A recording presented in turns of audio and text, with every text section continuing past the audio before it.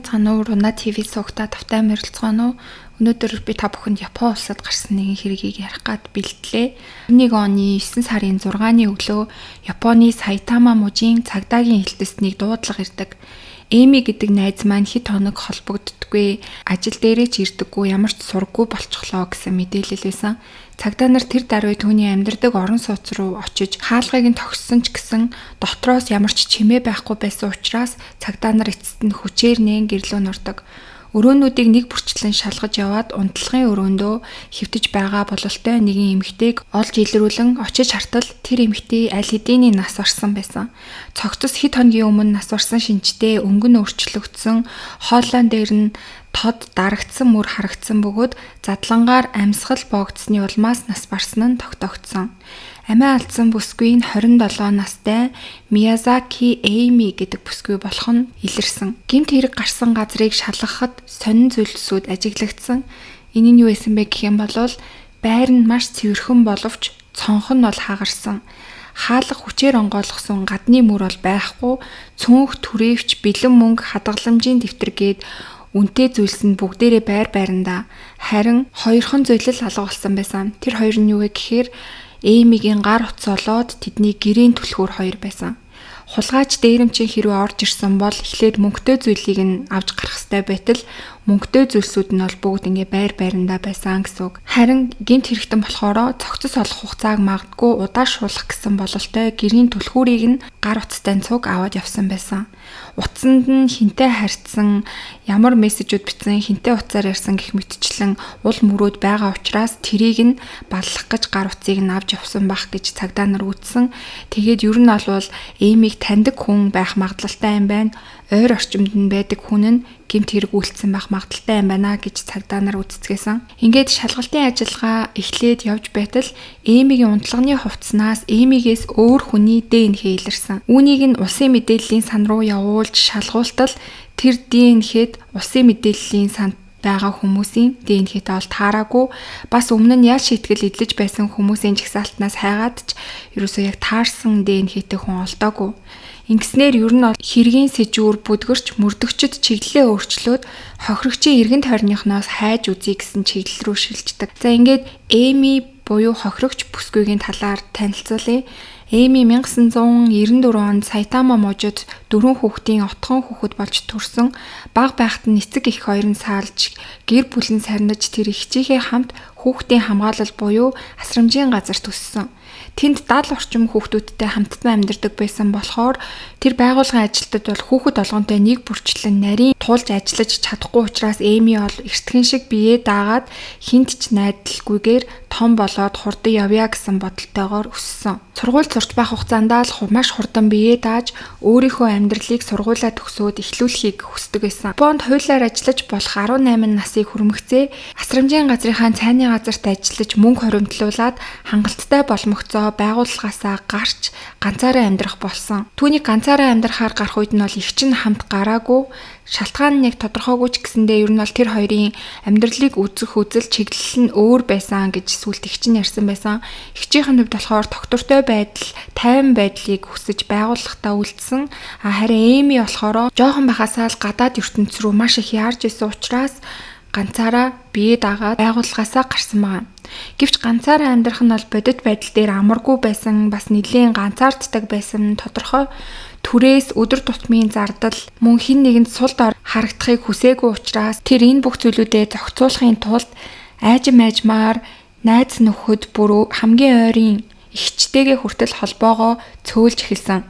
Ихчийнх нь яриагаар бол хамгаалтын газраас гарснаас хойш эхний 2-3 жилд бол хаяа холбогддог байсан, бас уулзалцдаг байсан боловч Эми 21 хүрэхдээ гинтл холбоогоо бүр мөсөн тасалчихсан.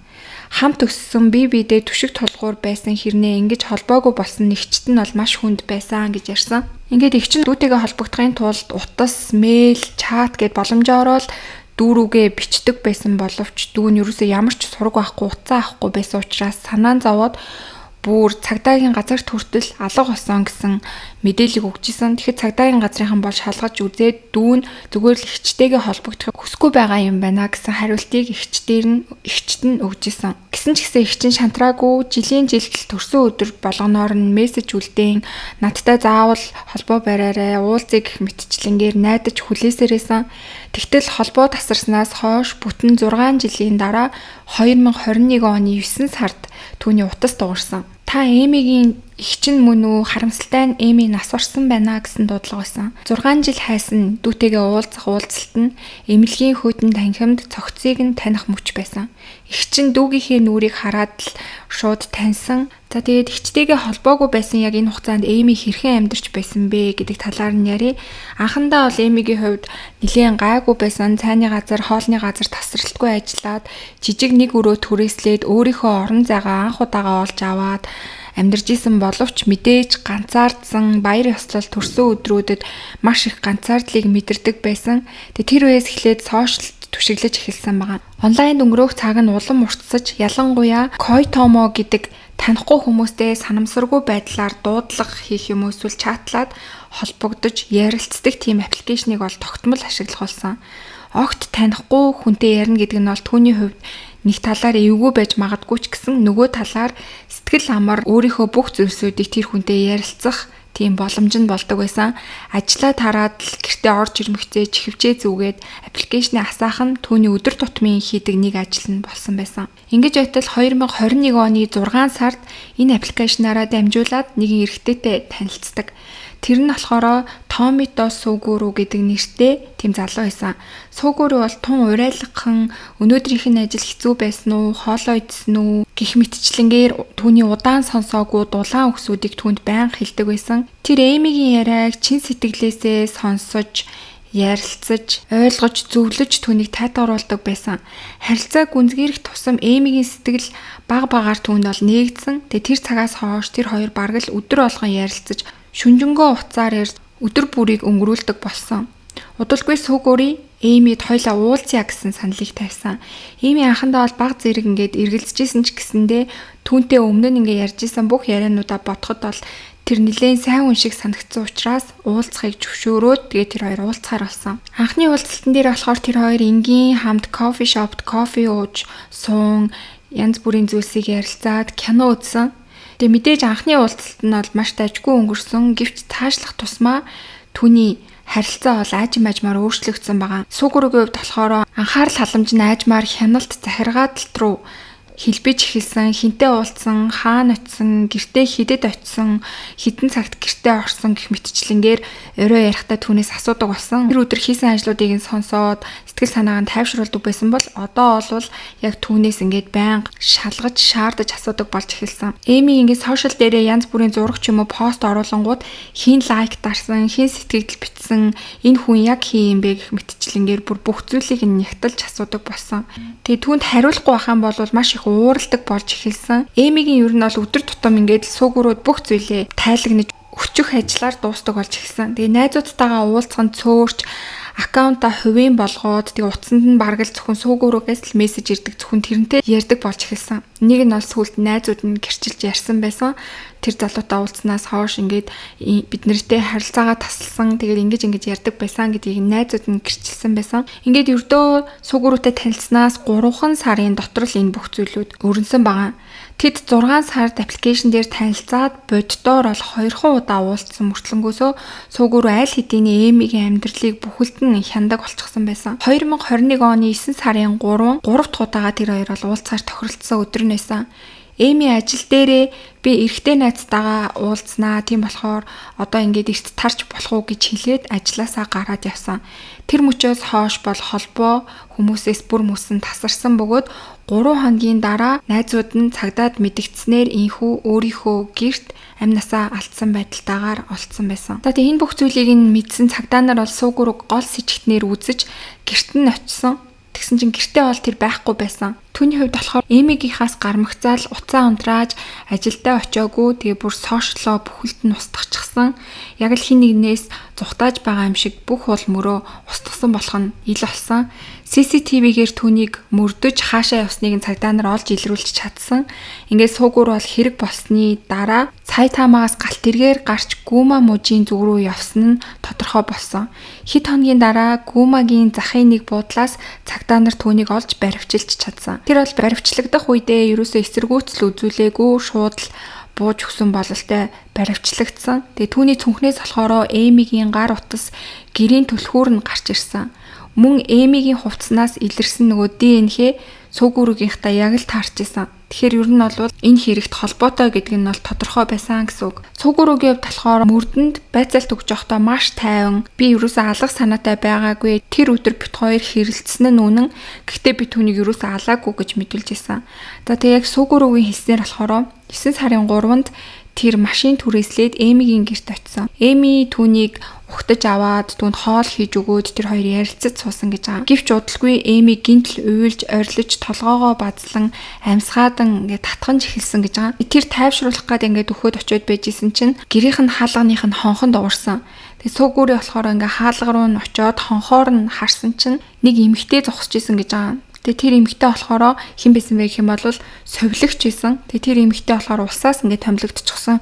Эмигийн сэтгцийн байдлыг 2-7 хоногт нэг удаа ирж ярилцаж шалгадаг тийм сайн дурын ажилтан байсан баа. Тэгээ түүний хувьд болохоор хонхойг нь хит ингээд дараад хариу өгөхгүй болохоор Эми би совилогч байна хаалга онгоолгоорой гэж хэлсэн. Тэгсэн чинь гинт ингээд хаалганых нь дотор талын гинжин ингээд чойжлогдож байгаа юм шиг чимээ гараад хаалга нь чойжлогдчихсон гэж хэлж байгаа. Тэгээ совилогч болохоор мэдүүлэг өгсөн. Тэгээ мэдүүлгэн дээрээ хэлэхдээ болохоор өмнө нь Эми надтай ярилцмааргүй байх үедээ бас ингээ гэртээ байгаа хэрнээсээ надад ямар ч хариу өгөхгүй хаалга дотроос нь ингээ чойжлж байгаа нь сонсогддог байсан.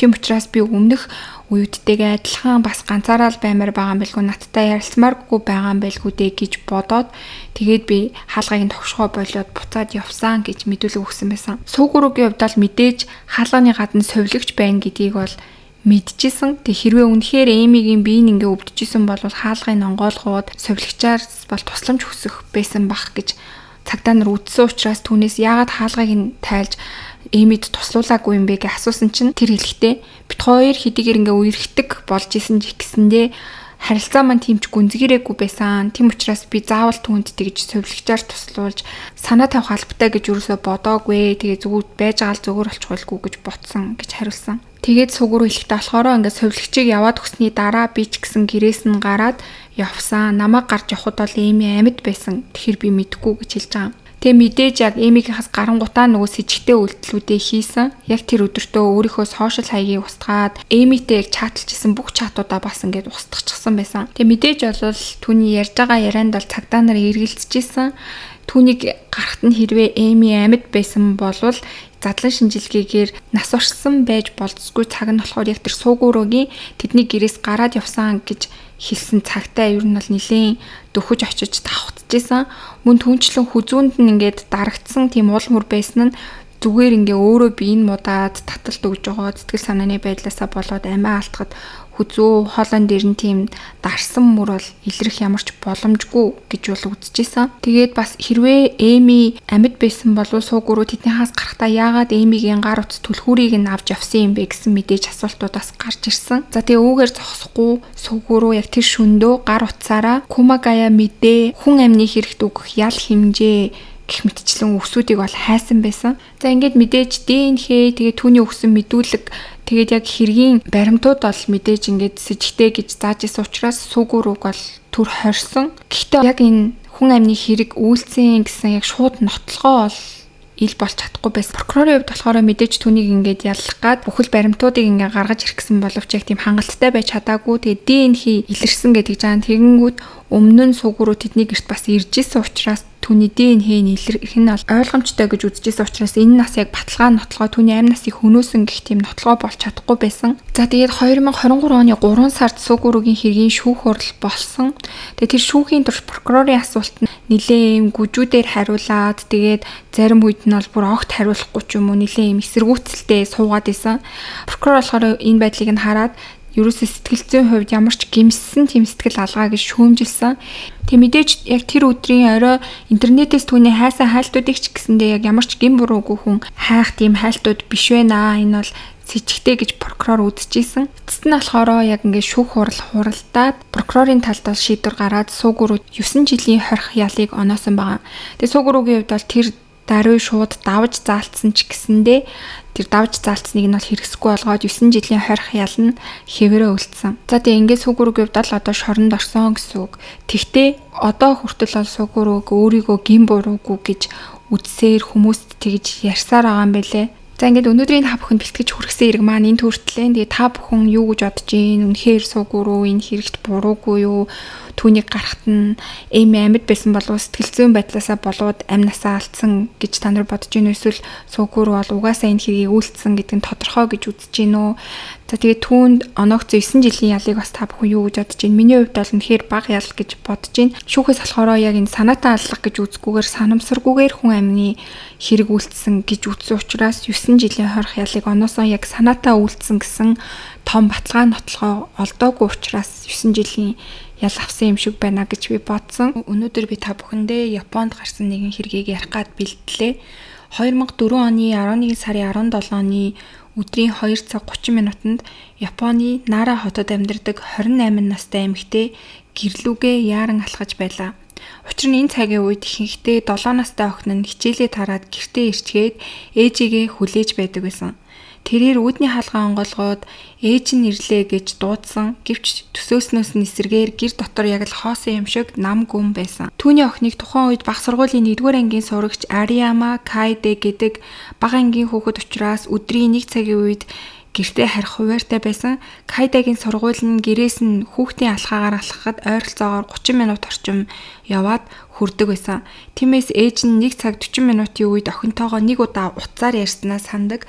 Тэр үед Кайде маш сэргэлэн хоолоогоор ээжээ би одоо гэрлүүгээ явж байна. Талбай дээр өнөөдөр тоглож байгаад жоохон оройтчихлоо.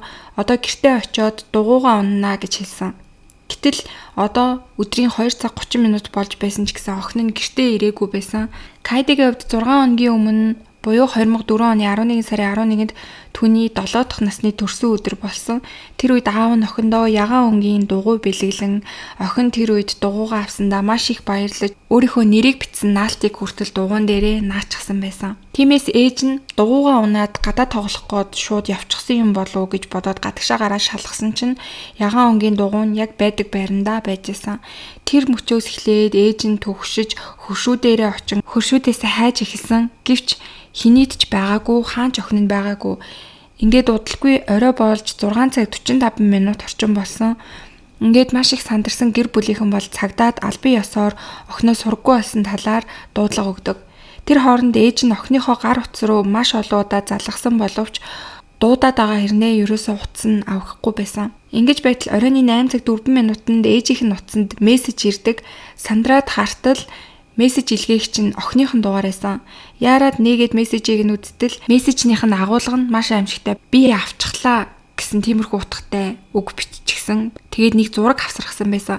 Тэр зурган дээр биеийн сул унжсан хөвтөж байгаа бололтой Кайде харагдсан. Энэ мессежийг аваад бол гэрийнх нь маш их айсан. Тэгээд залгсан боловч юус уцаа авахгүйсэн. Тэгж байгаа шөнийн 11 цаг 45 минутанд охины утаснаас дуудлага ирсэн. Аваад сонстол нөгөө тал нь юу ч хэлэхгүй байж ээжээснаа тасалчихдаг. Дараа нь 3 минутын дараа дахиад дуудлага ирсэн. Энэ удаад танихгүй эрэгтэй хүний дуу сонсогдсон. Тэр хэлэхдээ миний буруу гэж хэлээд утсыг таслаад хайчихдаг. Ээж нь даруй буцаага залгасандээ утас нь энэ удаад бүр унтарчихсан байсан. Эцэг гэхийн сэтгэл бол бүр маш их шаналж айж төгшөж эхэлсэн. За тэгээ яг энэ шөнийн 00 цаг 06 минутанд Нарагийн цагдаагийн газарт өөр нэг дуудлага ирсэн байсан. Энэ нь тариан талбай хажуугийн шуудуунд нэг охин хэвтэж байна гэсэн дуудлага байсан. Ингээд цагдаа нар бол тэр газар руу яаран очиход энэ газар нь Кайдегийн сургуулиас тийм ч хол биш, хүн ихтэй орон сууцны бүсээс жоохон зайтай хүн сэрэг байдаг нэг тийм газар байсан.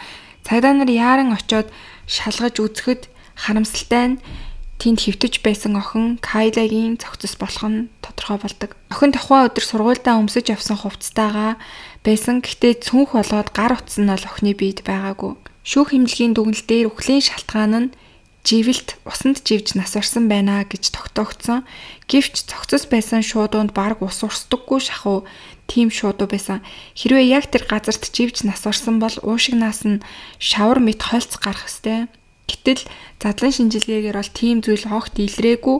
Тиймээс мөрдөгчд охиныг өөр газар живүүлээд энд авчирч хайсан байх магадaltaй юм байна гэж үздэсгэсэн.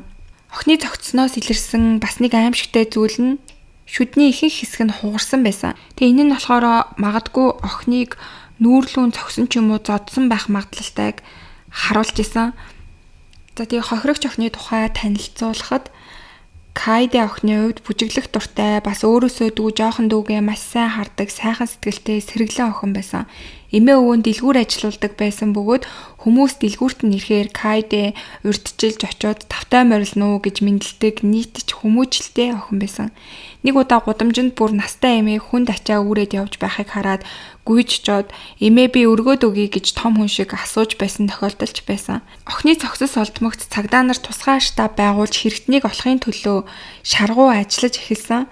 Юуны төрөнд ээж рүү нь явуулсан тэр зураг сайн ажигласан. Тэгэхэд зурагт охины байгаа газар нь айлын ор байгаа юм шиг тийм байдалд хэвтэж байгаа нь харагдсан.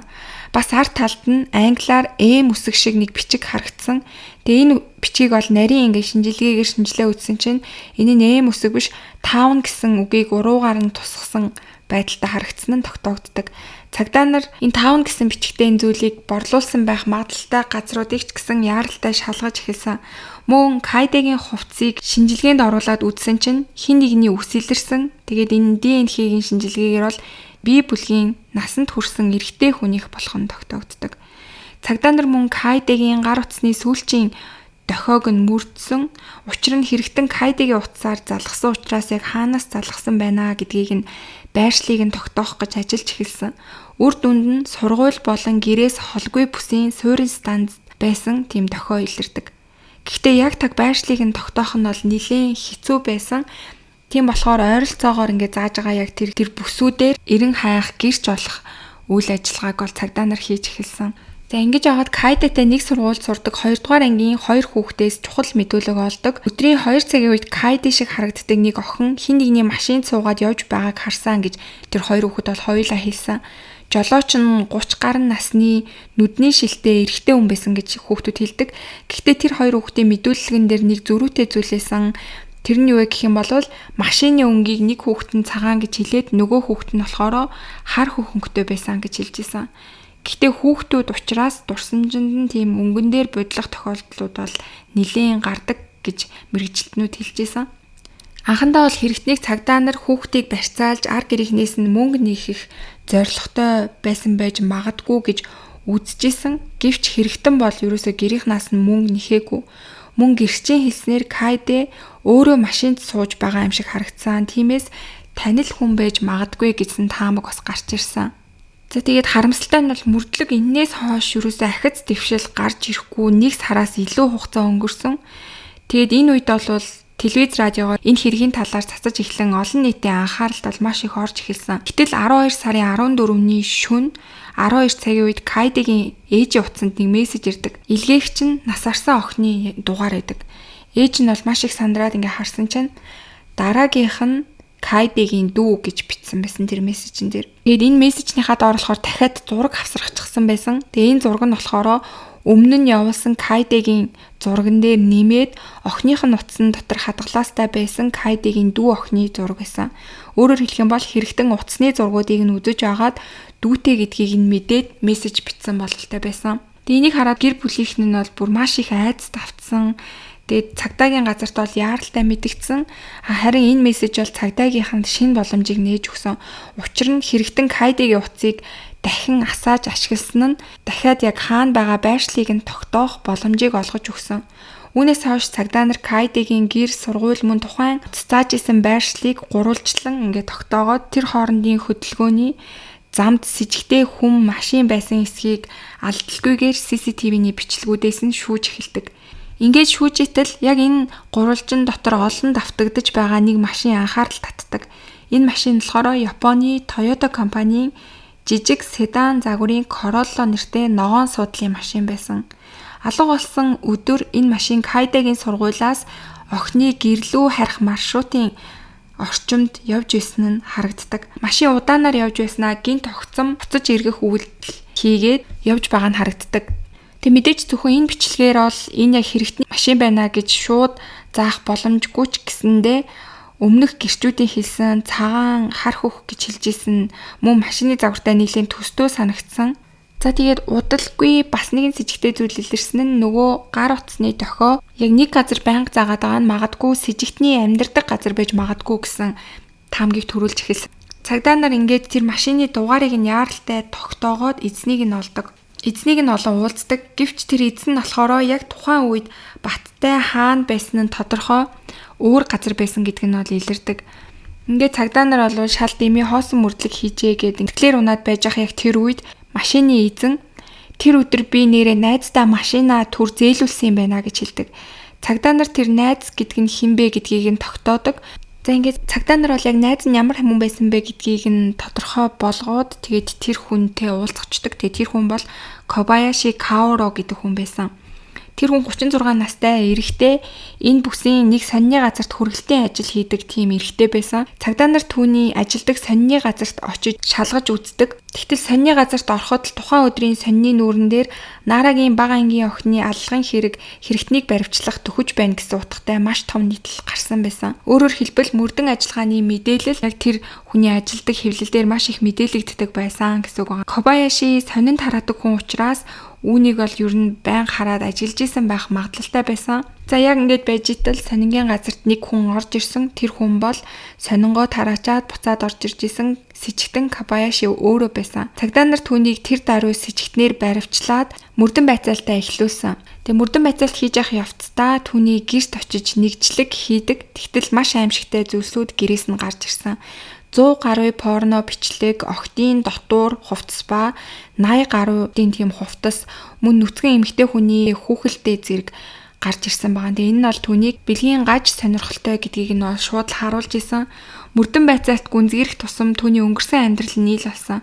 Кобаяши 10 настай байхад нь ээж нь дүүгэнд төрүүлж байх үедээ нас барсан. Дүү нь хөгжлийн бэрхшээлтэй болсон бөгөөд гэр бүлийн анхаарал бүхэлдээ дүү дээр нь төвлөрсөн. Түүний аавын хувьд бол маш догшин зан ааштай, хүүгээ байнга зодддог тийм хүн байсан. Уг нь бол түүнийг ээж нь хамгаалдаг байсан боловч ээж нь нас барснаар Кобаяши бол хайхрах хүнгүй болж эхэлсэн гэсэн үг.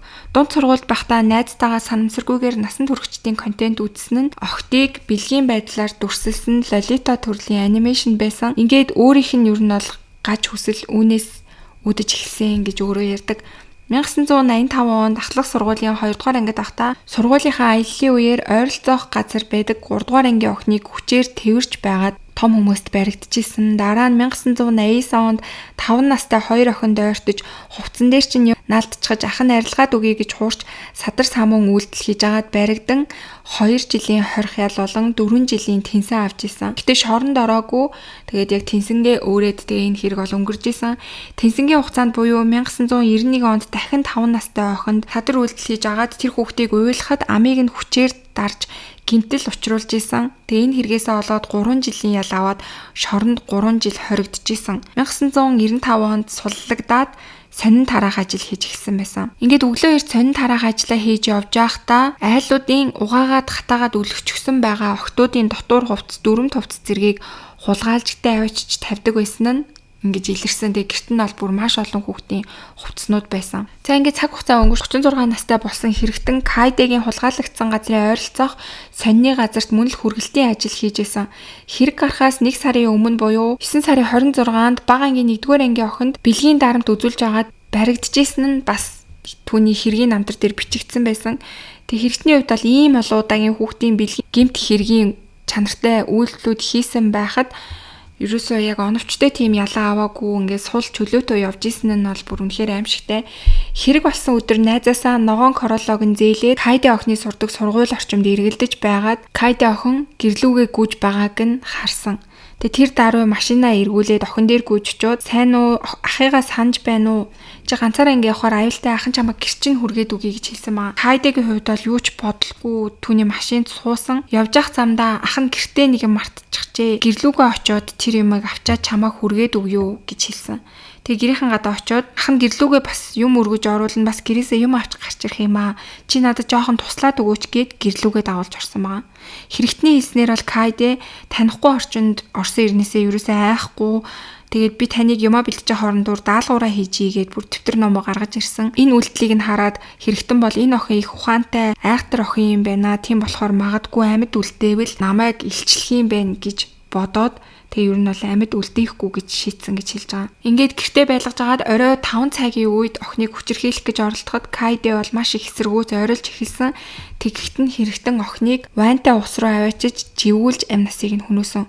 За тэгээд энэ бүх зүйлээ ярьсны дараа бол цагдаа түүнээс чи яагаад ингэж охиных нь амь насыг хөнөөсөн мөртлөөсөө ээж рүү уцаар ингэж залгасан юм бэ гэд асуусан чинь Кайдэ би хэрэг нэгэнд хийчихсэн юм чинь энэ хэрэгээрээ дэлхийн ертөнцийг шуугуулахыг хүссэн, алдартай болохыг хүссэн. Тийм болохоор шуугаан тарих гэж ээж рүү залгасан юм а гэж хэлсэн. Тэгээд дараа нь болохоор чи тэгвэл яагаад сарын дараа дүүгийн дараагийнх нь гэж мессеж явуулсан юм бэ гэсэн чинь хүмүүсийн анхаарал ингээ баг зэрэг сарнаад намайг мартаад эхэлж ах шиг санагцсан. Тийм болохоор дахиж энэ хэргийг сануулахын тулд шуугаан тарихын тулд би ээж рүү мессеж бичсэн гэж хэлсэн. За ингээд маш аимшигтай хэрэг үйлдэж баригдсан Кобаяшийн аллах, хүн хулгайлах, хүчээр садар самуун үйлдэх, цогцыг гэмтээх зэрэг нийт 8 зүйл ангаар яллагдсан.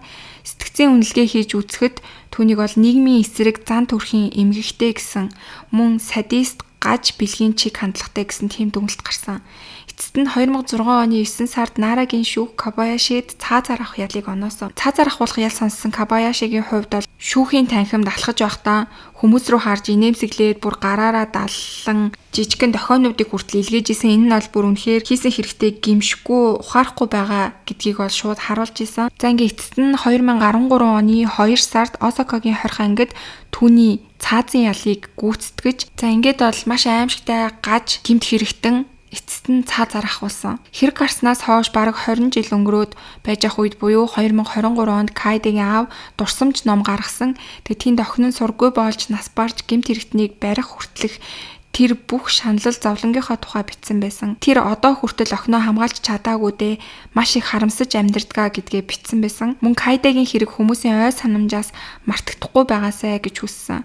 Эцэст нь аавынх нь хэлсэн нэг үгийг хэлээд тэгээд өнөөдрийнхөө хэргийг дуусгая. Тэр хэлэхдээ гуниг өвдөлтийг цаг хугацаа шийдэж өгдөггүй. Дахин хүүхдүүд хохирохгүй тийм сайхан нийгэм ирээдүй бий болоосой гэж чин сэтгэлээсээ хүсэж байна гэж хэлсэн байдаг. Ингээд өнөөдрийн та бүхэнд бэлтгэж хүргэсэн хэрэг маань маш аимшигтай, гунигтай ийм хэрэг байлаа. За тэгээд та бүхэн бас энэ хэргийг сонсоод жоохон хүүхдүүдтэй танихгүй хүний машинд сууж болохгүй, танихгүй хүнийг хамаагүй дагаж болохгүй ч юм уу тэр талаас нь бас сайн багаас нь анхааруулж ойлгуулж авах хэрэгтэй байх гэж би бас бодож байна. Тэгээ та бүхэн бас өөрсдөө төрж байгаа сэтгэлдүүдээ комент хэсэгт бичээд хуваалцаарай. Өнөөдөр би та бүхэнд Японд гарсан нэгэн хэргийг бэлдсэн байгаа. За тэгээд энэ хэрэг болохоор насанд хүрээгүй хүн цаазаар ахуулах ял авсан гэдгээрээ бол нэлээд хүнд хэрэг гэдэг нь харагдаж байгаа ийм хэрэг байгаа.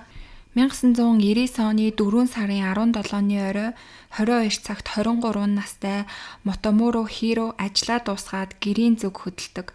Тэр Шин Ниппон гангийн компани ажилтан эхнэр Мотоморо Яй болон 11 сартай охин Мотоморо Юкагийн хамт компанийнхаа орон сууцнд амьдардаг байсан. Гэртээ дөхөөд гаднаас цонхоо хартал гэрийнх нь гэрэл унтарсан байхыг хараад нэг л биш санагддаг.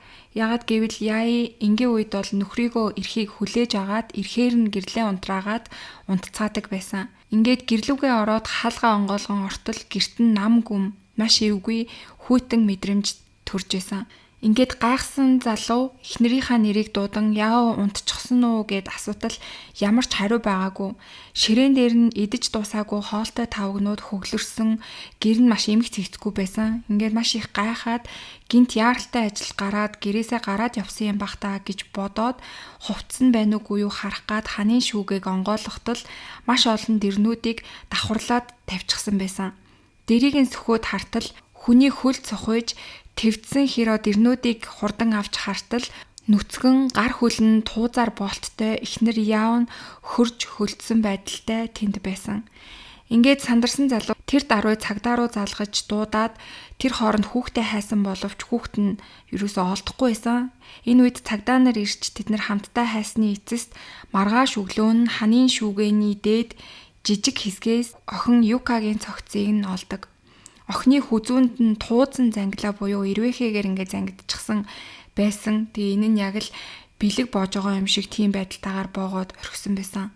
Өчигдөрхөн л хайртай эхнэр охин нь түүнд инээмсэглээд баяртай гэд зогсож байсан ч орой ажиллаад хараад ирэхэд нь ийм аимшигтай дүр төрх түүнийг огтсон. Хиро Яо хоёр ахлах ангиасаа найзалсан хосууд Хиро Хирошимагийн их сургуульд харин Яогокад ажиллан мөнгө хоримтлуулж холын зайны харилцаагаа утас цагтлаар үргэлжлүүлж байгаад их сургуулийн төгсөх ангидаа Яо жирэмсэлж хоёр талын эцэг их нь анхандаа бол эсэргүүцэжсэн ч гэсэн 1997 онд эцэг их нь зөвшөөрч тэд гэрэлцгээсэн. Ингээд удалгүй 1998 оны 5 сард охин Юкан төрөн шинэ Японд Хиро ажилд орон эхэндээ гэр бүлээс ажлын байранда амьдрангаа түр хол байжгаад 2 сарын дараанаас компанийнхаа дотор байр руу нүүж эхнэр охин хоёроо авчран гуруулаа хамт тэндээ амьдарч эхэлсэн байсан. Тэр гурийн хувьд бол охиныхоо өсөж торнохыг харан маш аз жаргалтайгаар өдөр хоногийн өнгөрөөн ирээдүгээ төлөвлөн амьдарцгааж байсан.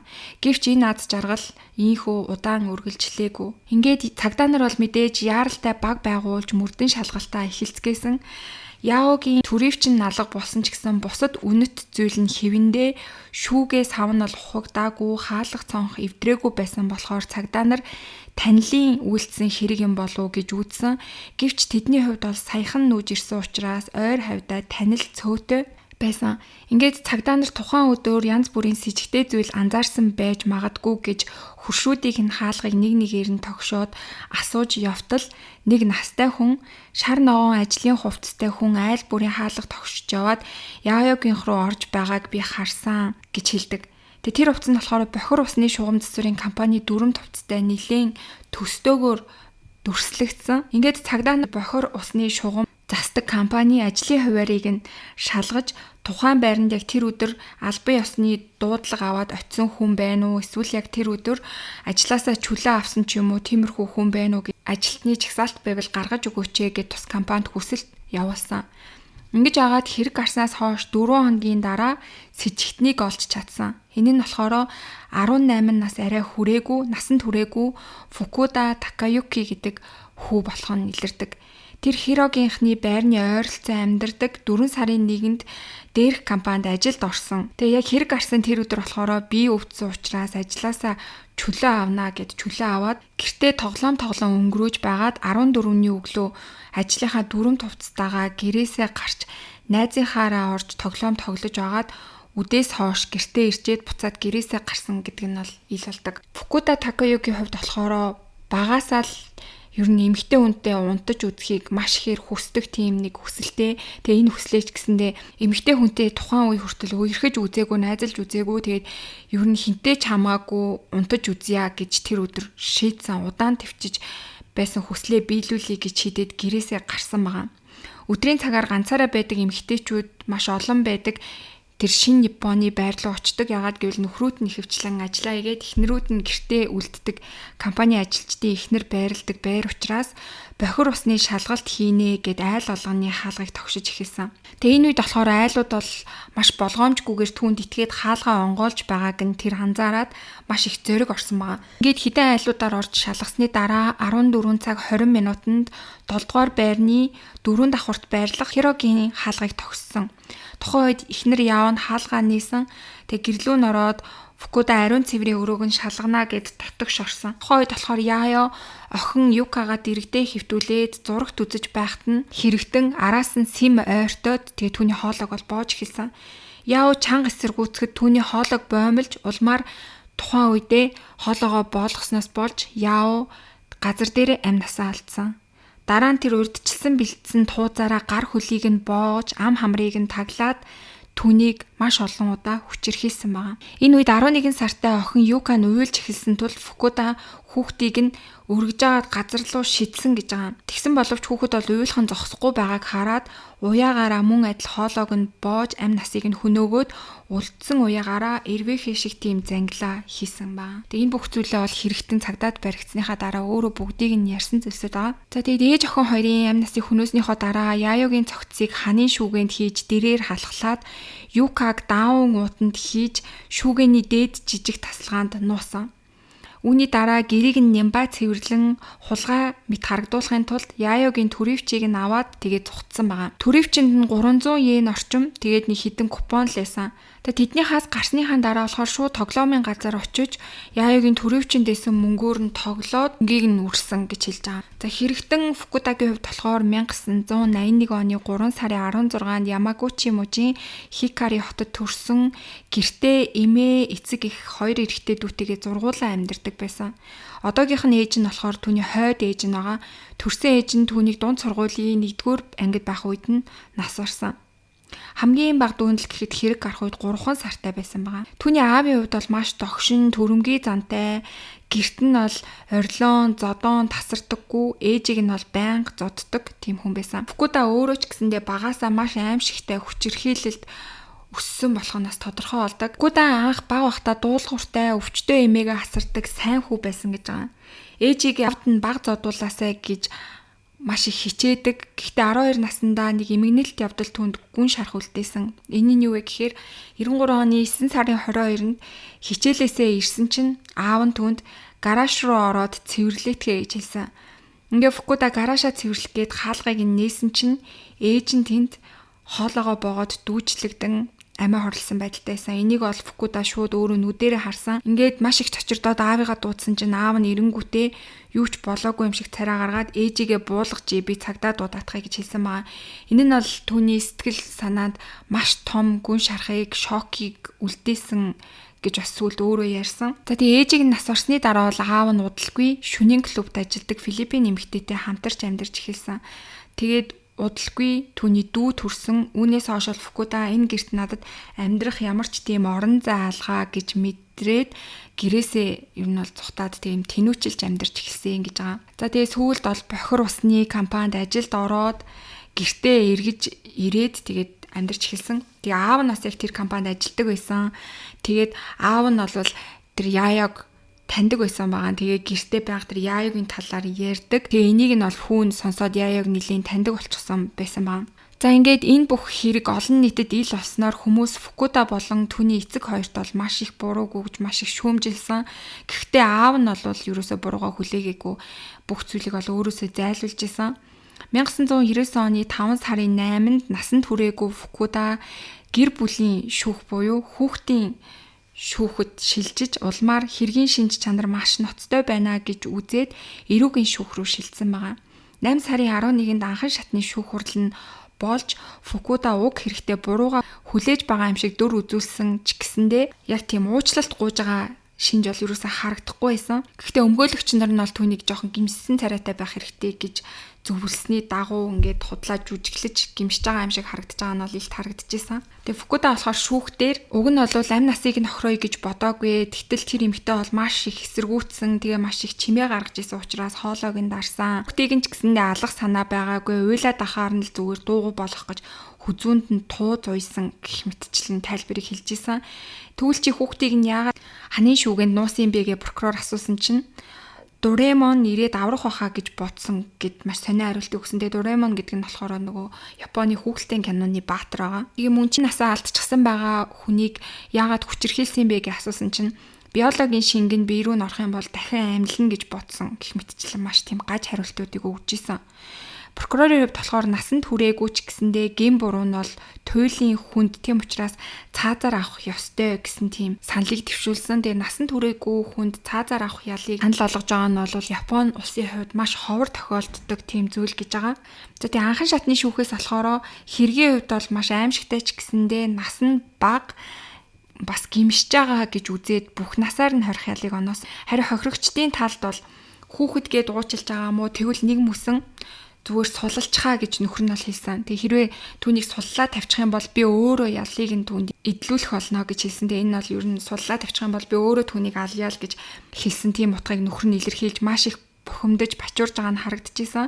Тэгээ энэ дээр ч гэсэндээ олон нийтийн дургуутсал ихсэж 2000 оны 3 сарын 8-нд прокурор Хирошимагийн давж заалдах шат руу хандсан. Гэсэн боловч 2002 оны 3 сарын 14-нд анхан шатны шийдвэрийн шүүх хэвээр үлдээсэн.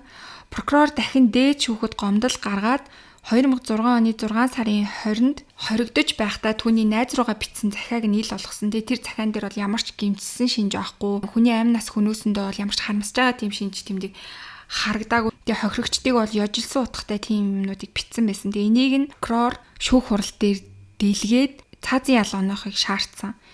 Ингэхдээ дээд шүүх анхан давж заалдах шатны шийдвэрүүдийг нь хүчингүй болгоод Хирошимагийн давж заалдах шүүхэд буцаан хилцүүлээд 2008 оны 4 сарын 22-нд түүнд цаазаар авах ялыг оноосон. Фукудагийн хувьд бол нэн даруй давж заалцсан ч гэсэн 2012 оны 2 сарын 20-нд дээд шүүх гомдлыг нь хэрэгсэхгүй болгоод ялыг нь хിവэр баталгаажуулсан. За ингээд хэрэгтний хувьд бол цаазаар авах ял аваад одоо шоронд байгаа. Харин нөхөр Хирогийн хувьд болохоор Яяатай үерхэж байх үеийнхээ захидлуудыг нэгтгэн Тэнгэрдэх хайрын захидал нэртэй ном гаргаад 2007 онд тэрийг уран сайхны кино болгосон байгаа. За харин Фукудагийн хувьд бол Хирошимагийн хорих ангид хоригдож одоо яг тэр нөгөө цаазаар авах ялынхаа гүйцэтгэлийн өдрийг хүлээгээд амьдарч байгаа. Тэгээ яг хизээ цаазаар авах ял нь хэрэгжих нь бол тодорхойгүй. Гэхдээ цаазаар авах ялыг бол авсан байгаа. За тэгээд энэ хэрэг дээр болохоор Япончуудын хувьд насан туршаагүй хүнд цаазаар авах ялыг оноосон маш ховор тохиолдлуудын нэг байсан. За тэгээд өнөөдрийн та бүхэнд бэлтгэж хүргэсэн хэрэг маань энэ түрээд өндөрлж гин. Тэгээд та бүхэн энэ хэрэг дээрээс өөрсдөө бодогдож байгаа, сургамж авж байгаа, бие биендээ анхааруулахыг хүсэж байгаа зүйлсээ комент хэсэгт бичээд хуваалцаарай. Өнөөдөр би та бүхэнд Японд гарсан нэгэн аимшигтай гэмт хэргийн талаар ярьж өгөх гээд бэлдсэн байгаа. За ингээд ярьж эхлэе. Саки Кондо 1991 оны 9 сарын 12-нд Японы Хёго мужийн Санда хотод төрсөн. Тэрээр гэр бүлийнхээ хамгийн том охин бөгөөд ээж, дүүнер болоод өвөөгийнхөө хамт амьдардаг байсан. Аав нь төмөрлөгийн компани ажилтан болохоор Тайланд руу удаан хугацаагаар байнга ажиллахаар явдаг байсан. Сакигийн гэр бүл бол хоорондоо маш дотн, халуун дулаан уур амьсгалтай. Жил бүр тэд нэр аавтайгаа уулзахаар гэр бүлээрээ аавынхаа байгаа Тайланд руу явнгаа тэндээ аялж аваад ирдэг байсан. Саки охины хувьд байнга гадагшаа явдаг байснаасаа болоод ер нь бол гадаад орны соёлд татагдж олон орноор аялахыг багасаа л мөрөөддөг байсан. Саки ээлдэг тусч хариуцлагатай, гадаад хүмүүс туслах дуртай, англиар ярих сонирхолтой тийм охин байсан. Багасаа л энд тэнд явж байгаа гадаад хүн харагдах юм бол өөрөө гүйж очиод юугаар туслах вэ? Надаас асуух зүйл байна уу гэх мэтчлэнгээр ярихыг хүсдэг маш нээлттэй тийм охин байсан. Өсвөр наснаасаа эхлээд англи хэлээ хөгжүүлэхийн тулд англи хэл дээр кино үзэх, сэтгүүл унших, гадаадын зуулчдад туслах зэрэг ажлуудыг хийж эхэлсэн байгаа. Их сургуулаа төгсөөд 2017 онд Саки Санда хот дахь машины эд анги үйлдвэрлэдэг үйлдвэрт офисын ажилтнаар ажилд ордог. Ажилд ороод компанийнхаа дотуур байранд нь амьдарч анх удаага гэрээсээ холдон бие даан амьдарч эхэлсэн. Ажил дээрээ бол маш тусч нөхөрсөг байсан учраас ажлынх нь газрынх нь хүмүүс бол түүнд маш сайн ханддаг байсан. Тэгээ залуу хүн учраас хаяада гадаад зуучид ч юм уу эсвэл гадаад найз нараа гэртээ авчираад үдшилэг хийж бие биентэйгээ танилцаж нөхөрлөх тийм цагийг бас нэлээд гаргадаг байсан. За ингэж байгаа 2 сарын 17-ны өдөр Саки ажилдаа ирдэггүй. Ажлынх нь бол мэдээж ямар ч хэл сураггүй ажилдаа өмнө нь ирэхгүй юм тохиол гарч байгаагүй учраас маш их гайхсгаасан. Тэгээ ээж нь ч гэсэндээ түүнтэй өдөр болго уцаар ярьдаг байсан болохоор охин руугаа залгасан чинь охиных нь утас нь бас ерөөсө холбогдохгүй байсан. Тэгээд ажлынх нь газар руу залгаад охиныгоо ажилдаа ирсэн эсхийг нь асуутал ажлын газрынх нь бас ажилдаа ирээгүйг нь хэлээд ээж нь шууд цагдаагийн газарт мэдгдсэн байгаа. Ингээд цагдаа нар Сакигийн гар утасны хамгийн сүүлийн байршлыг нь шалгаад тэгээд тэр зааж исэн байршлынхаа CCTV бичлэгүүдийг шалгасан. Ингээд CCTV-г шалгахад Саки ажлаа тараад хурдны галт тэргээр Осака руу явсан болох нь тодорхой болсон. Мөн CCTV-ний бичлэг дээр нэг Европ залуутай хамт алхаж байгаа нь харагдсан байгаа. Тэгээ бичлэгэн дээр бол яг л хосууд шиг тэр хоёр алхаж байгаа харагдсан. Хууль бус Ями буюу зөвшөөрлгүй тийм түрээсийн байр Японд байдаг юм бэлээ. Тэгээ тэрийг болохоор Ями гэж нэрлэдэг гэсэн. Тэгээ тийм байр руу орж байгаа нь хамгийн сүүлийн бичлэг нэсэн. Тэгээ үүнээс хойш яг тэр байрнаас гарч ирж байгаа тийм бичлэг ерөөсөө харагдаагүй. Ингээд түүнтэй хамт явж байгаа залууг мэдээж цагдаа нар хэн болох талаар нь тодруулж судалгаа хийгээд хэн болохыг нь тодорхой болгосон байгаа. За түүнтэй явж исэн залуу болохоор Евгений Бейра гэдэг тийм залуу болох нь тодорхой болсон. Украин улсын иргэн Евгений Бейрагийн хувьд болохоор 1991 онд Украины Одесса хотод төрсөн. Ээжиг нь Режина гэдэг Украин эмэгтэй байсан. Харин аав нь болохоор болгар гаралтай эмч хүн байсан байгаа. Евгенийг 4 настай байхад нь эцэг их нь салж аав нь гэрээсээ яваад тэгээ Евгений бол ээжтэйгээ үлдсэн. Түүний ээж Режина нөхрөөсөө салснаас хойш 2000 оны ихэр интернетээр Америкийн инженер Дэш гэдэг залуутай танилцаж удалгүй түүнтэй гэрлэн гэр бүлээрээ хүүгээ аваад Америк нэгдсэн улс руу нөөсөн. 2000 оны 5 сард Евгений 9 настайдаа Америк нэгдсэн улсын иргэншлийг авсан байгаа. Аав нь Америк гэсэн тийм шалтгаанаар. Гэхдээ түүний ээжийн энэ гэрлэлт бол ерөөсөө хайр байгаагүй, зүгээр л яг Америк улсын иргэншил авахыг хүссэн тийм гэрлэлт байсан байгаа. Тийм мөн түүнтэй гэрлээд яг иргэншлээ хөөцөлж явах явцдаа ээж нь совилогч болохыг хүсэн совилогчийн сургуульд суралцаж лицензээ авсан байгаа. Тэгээ яг лицензээ авч таарад Америк нэгдсэн улсын иргэн болж таарсан. Тэгээд энэ бүх зүйл нь бүтмөгц Дэшийг хаяад хүүгээ аваад Лонг Айленд руу нүүсэн. За тэгээ Дэшээс салснаасаа нэх удалгүй Режина бас өөрийнхөө очисон тэр шинэ газартаа өөр хүнтэй танилцаад тэгээ түүнтэйгээ шинээр амьдрал эхлүүлсэн байгаа. Гэхдээ өмнөх амьдралаасаа бол гэр бүлээ цоцлуулаагүй байсан учраас Дэш руу гэр бүл цоцлуулах хүсэлт явуулаад тэгээд өөрт нь хайргүй байсан. Тэгээд ер нь бол ашиглах гэж суусан гэх бүх шалтгаанаа яг үннээр нь яриад тэгээд Дэш ч гэсэндээ түүний битсэн зүйлийг нь хүлээн зөвшөөрөөд тэгээд түүнээс гэр бүлээ цоцлуулж өгсөн. Ингээд Режина өөр хүнтэй гэр бүл болсон байгаа шинээр.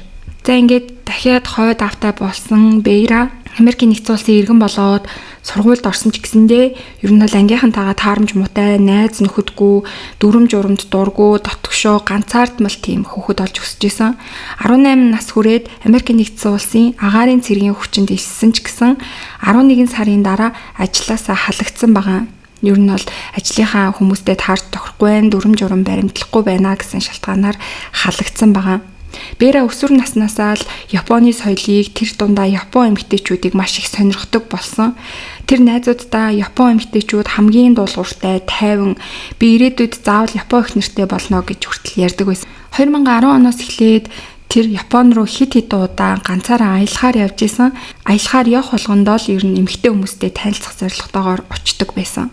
За тэгээ 2018 оны 1 сарын сүүлээр Бэра 90 хоногийн зөөлчний визээр Японд ирсэн байгаа.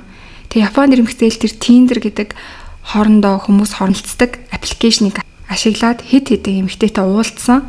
2 сарын ихээр Саки Кондогийн профайлыг нь хараад тэгээ түүнийг бол шууд сонирхож эхэлсэн. Саки англиар сайн ярьдаг байсан болохоор тэр хоёрын хувьд бол мессеж бичлцгэд маш амар байсан. Тэгээ Сакигийн хувьд болохоор эхэндээ болгоомжилж байсан хэдий ч Бэратай англиар хоорондоо харилцаад маш сайн ойлголцож эхэлсэн байгаа. Тэгж агаад Бэра түүнтэй уулзахыг санал тавьсан. Гэхдээ эхний хэдэн удаа бол Саки зүгээр чатлахыг л хүссэн. Гэвч Бэра болохоор уулзмаар байна гэж түүнээс хүссээр агаад 2018 оны 2 сарын 15-нд Сакиг ажлаа тарсны дараа тэр хоёр уулзгаар болсон. За ингээд CCTV дээр бичигдсэн байсанчлангаар 2 сарын 15-ны орой Саки ажлаа тараад Бэратай уулзгаар галт тэргэн цугаад Осака руу явсан. Ингээд тэр хоёр уулзаад тэгээд хамт алхаж агаад түрээсийн байр руу орсон болох нь тодорхой болсон. За ингээд цагдаа нар бол мөрдлгөө явуулаад Бэраг 2 сарын 22-нд Нара гэдэг хотод өөр нэгэн түрээсийн байранд байж байхад нь баривчилж чадсан байгаа. Тэгээд түүнийг баривчлаад яг түүний байсан өрөөг нь ингээд шалгаж үзсэн чинь өрөөнд нь том аяллаа цүнх байсан. Тэгээ тэр аялын цүнхийг ингээд шалгаа үзсэн чинь тэрэн дотроос маш аимшигтай Сакигийн толгой гарч ирсэн байгаа. Тэгээ тухайн үед болохоор яг байр хөсөлж исэн эзний хувьд хит хоног ингээд энэ өрөөнөөс маш муухай өндөр үнэртэйдсэн. Тэгээ би ер нь бол цагдаад өнөөдөр дуудлага өгөө гэд бодож исэн. Тэгсэн чинь харин та нар хүрээд ирлээ гэж хэлсэн байгаа. Тэгэхээр түүний толгойг бол өрөөндөө маш олон хоног байлгасан юм шиг байгаа. Тэгээ маш муухай өндөр үнэртэж байсан гэд байрны эзэн хэлсэн. Тэгээ цагдаа нар бол мэдээж Саки охины бие хаанагааг түүнээс асуусан. Тэгтэл тэр бол ерөөсөө хэлэхгүй байсан. Тэгээд маш их мөрдлөг явуулж түүнээс хатуу байцаалт авсны эцэст Сакигийн бие хаанагааг хилүүлж чадаад тэгээд олсон байна. Кёотогийн ойролцоо 2 хөл гар Харин Осакатай ойролцоо биеийн гол хэсгийг нь олсон байгаа. Бэрагийн хувьд бол Саки охины биеийг бол маш аимшигтайгаар ингээд хэсэг болгоод хуваагаад энд тэнд хайсан байсан. Бэра бол эцэст нь хэрэгээ хүлээсэн ч гэсэндээ би бол энийг хийх гэж ингэж зоригтой хийсэн хэрэг биш ээ. Зүгээр санаандгүй хийсэн. За тэгээ цагдаагийн газарт баригдсан Бэра мэдүүлэг өгөхдөө Саки тэр орой миний түрээсийн байранд ирээд бид хоёр хамтдаа ингээд сууцгааж агаад гинтл Саки гэртээ би одоо эртгээ харихгүй бол болохгүй гэж хэлж эхэлсэн. Тэгээ явах гээд эхэлсэн. Тэгэхээр би явуулахгүй гээд бид хоёр ер нь бол үүнээс болж маргалцсан. Тэгээ сүүлдээ бид хоёр маргалдж агаад би түүнийг явуулахгүй гэж татаад тэгээ тэр явна гээд үүнээс болоод санамсаргүйгээр би түүний амь насыг хөнөөчихсөн гэж мэдүүлэг өгсөн байгаа. Гэтэ энэ мэдүүлэгт бол мэдээж цагдаа нар ерөөсөө огт итгээгүй. За ингээд Бэра бол баривчлагдсан. Тэгээд 2019 оны 1 сард түүний шүүх хурал нь болсон. Тэгээд шүүх хурал нь болоод Бэраг санамсаргүй хүн хөнөөсөн гэдгийг нь шүүхээс хүлээн зөвшөөрсөн байгаа. Тэгээд яг яагаад ямар шалтгаанаар хүлээн зөвшөөрсөн гэдэг нь бол тодорхойгүй. Тэгээд цогцыг нуух гэсэн бас зүйл анги хэрэг дээр нь нэмэгдсэн. Уг нь бол ийм 2 зүйл ангиар ялалсан боловч 8хан жилийн ялыг түүнд оноосон байгаа. Мэдээж Японы олон нийт Сакигийн гэр бүлийнхэн бол манай охины амь ийм хямдхан юм уу гэд бүр маш их тийм эсэргүүцэл зарсан боловч түүнд бол 8 жилийн ял оноосон эцсийн шийдвэр болсон. Тэгээд 2019 онд 8 жилийн ял авсан гэхээр одоо баг удахгүй суллагдах болж байгаа гэсэн үг. Тэгээд үнэхээр хөнгөн ял өгсөн. Яагаад ийм хөнгөн ял өгсөн тодорхойгүй. Тухайн үеийн шүүгч нар бол санамсаргүй үйлдсэн хэрэг байна гэж хүлээн зөвшөөрсөн. Тэгээд магадгүй Бэрагийн өмгөөлөгч нар ч юм уу тэр тал руу хэргийг маш тайлбарлаж өмгөөлсөн байх гэж бодож байна. Мэдээж бол Саки охины гэр бүл болоод Японы ард түмэн бол үүнд маш их гомдолтой байгаа одоо хүртэл. Саки Кондо охин бол мөрөөдөлтэй, сайхан сэтгэлтэй тийм эмэгтэй байсан. Гэвч ингээд ганцхан удаагийн тендерээр танилцсан хүнтэйгээ ингээ анх удаага уулзах гэж очиод тэгээд ингээ маш харамсалтайгаар амнасаа алдаад тэг өгөрч зогсохгүй бүр ингээ хамаг биеийг нь мөчлөөд аимшигтайгаар амнасаа алдсан. Ийм хэрэг байлаа. Үнэхээр харамсалтай ийм хэрэг байлаа. За тэгээ та бүхний хувьд бас энэ хэргийг сонсоод маш олон зүйлийг болгоомжлох талаас нь харж байгаа гэж бодож байна. Ер нь бол аппликейшнаар хүнтэй танилцаад тэгээд ямар ч мэдээлэлгүйгээр тэр хүнтэй уулзсан гэдэг нь ямар аюултай, эрсдэлтэй зүйл байж болох вэ? Ялангуяа гадаадын хүмүүстэй бас ингэж хамаагүй шууд уулзна гэдэг нь яг ямар аюул дагуулж болох вэ гэдэг талаас нь бас та бүхэн болгоомж, сэрэмж авсан байх гэж бодож байна. Өнөөдөр би та бүхэнд зориулаад Япон улсад гарсан нэгэн хэргийг бэлдсэн байгаа. За тэгээд энэ хэргийг ярьж эхлэе. 2006 оны 12 сарын 13-нд дэлхийн хамгийн том хөрөнгө оруулалтын банкнуудын нэг болох Morgan Stanley-гийн Токио салбарт ажилладаг 30 настай эрэгтэй ажилтан Мацаоши Юскегийн ажилдаа ирээгүй. Тэгээ түүний хувьд болохоор шилдэг ажилтан төдийгүйгээр ажилласаа ерөөсөө огт хоцордоггүй тийм залуу байсан.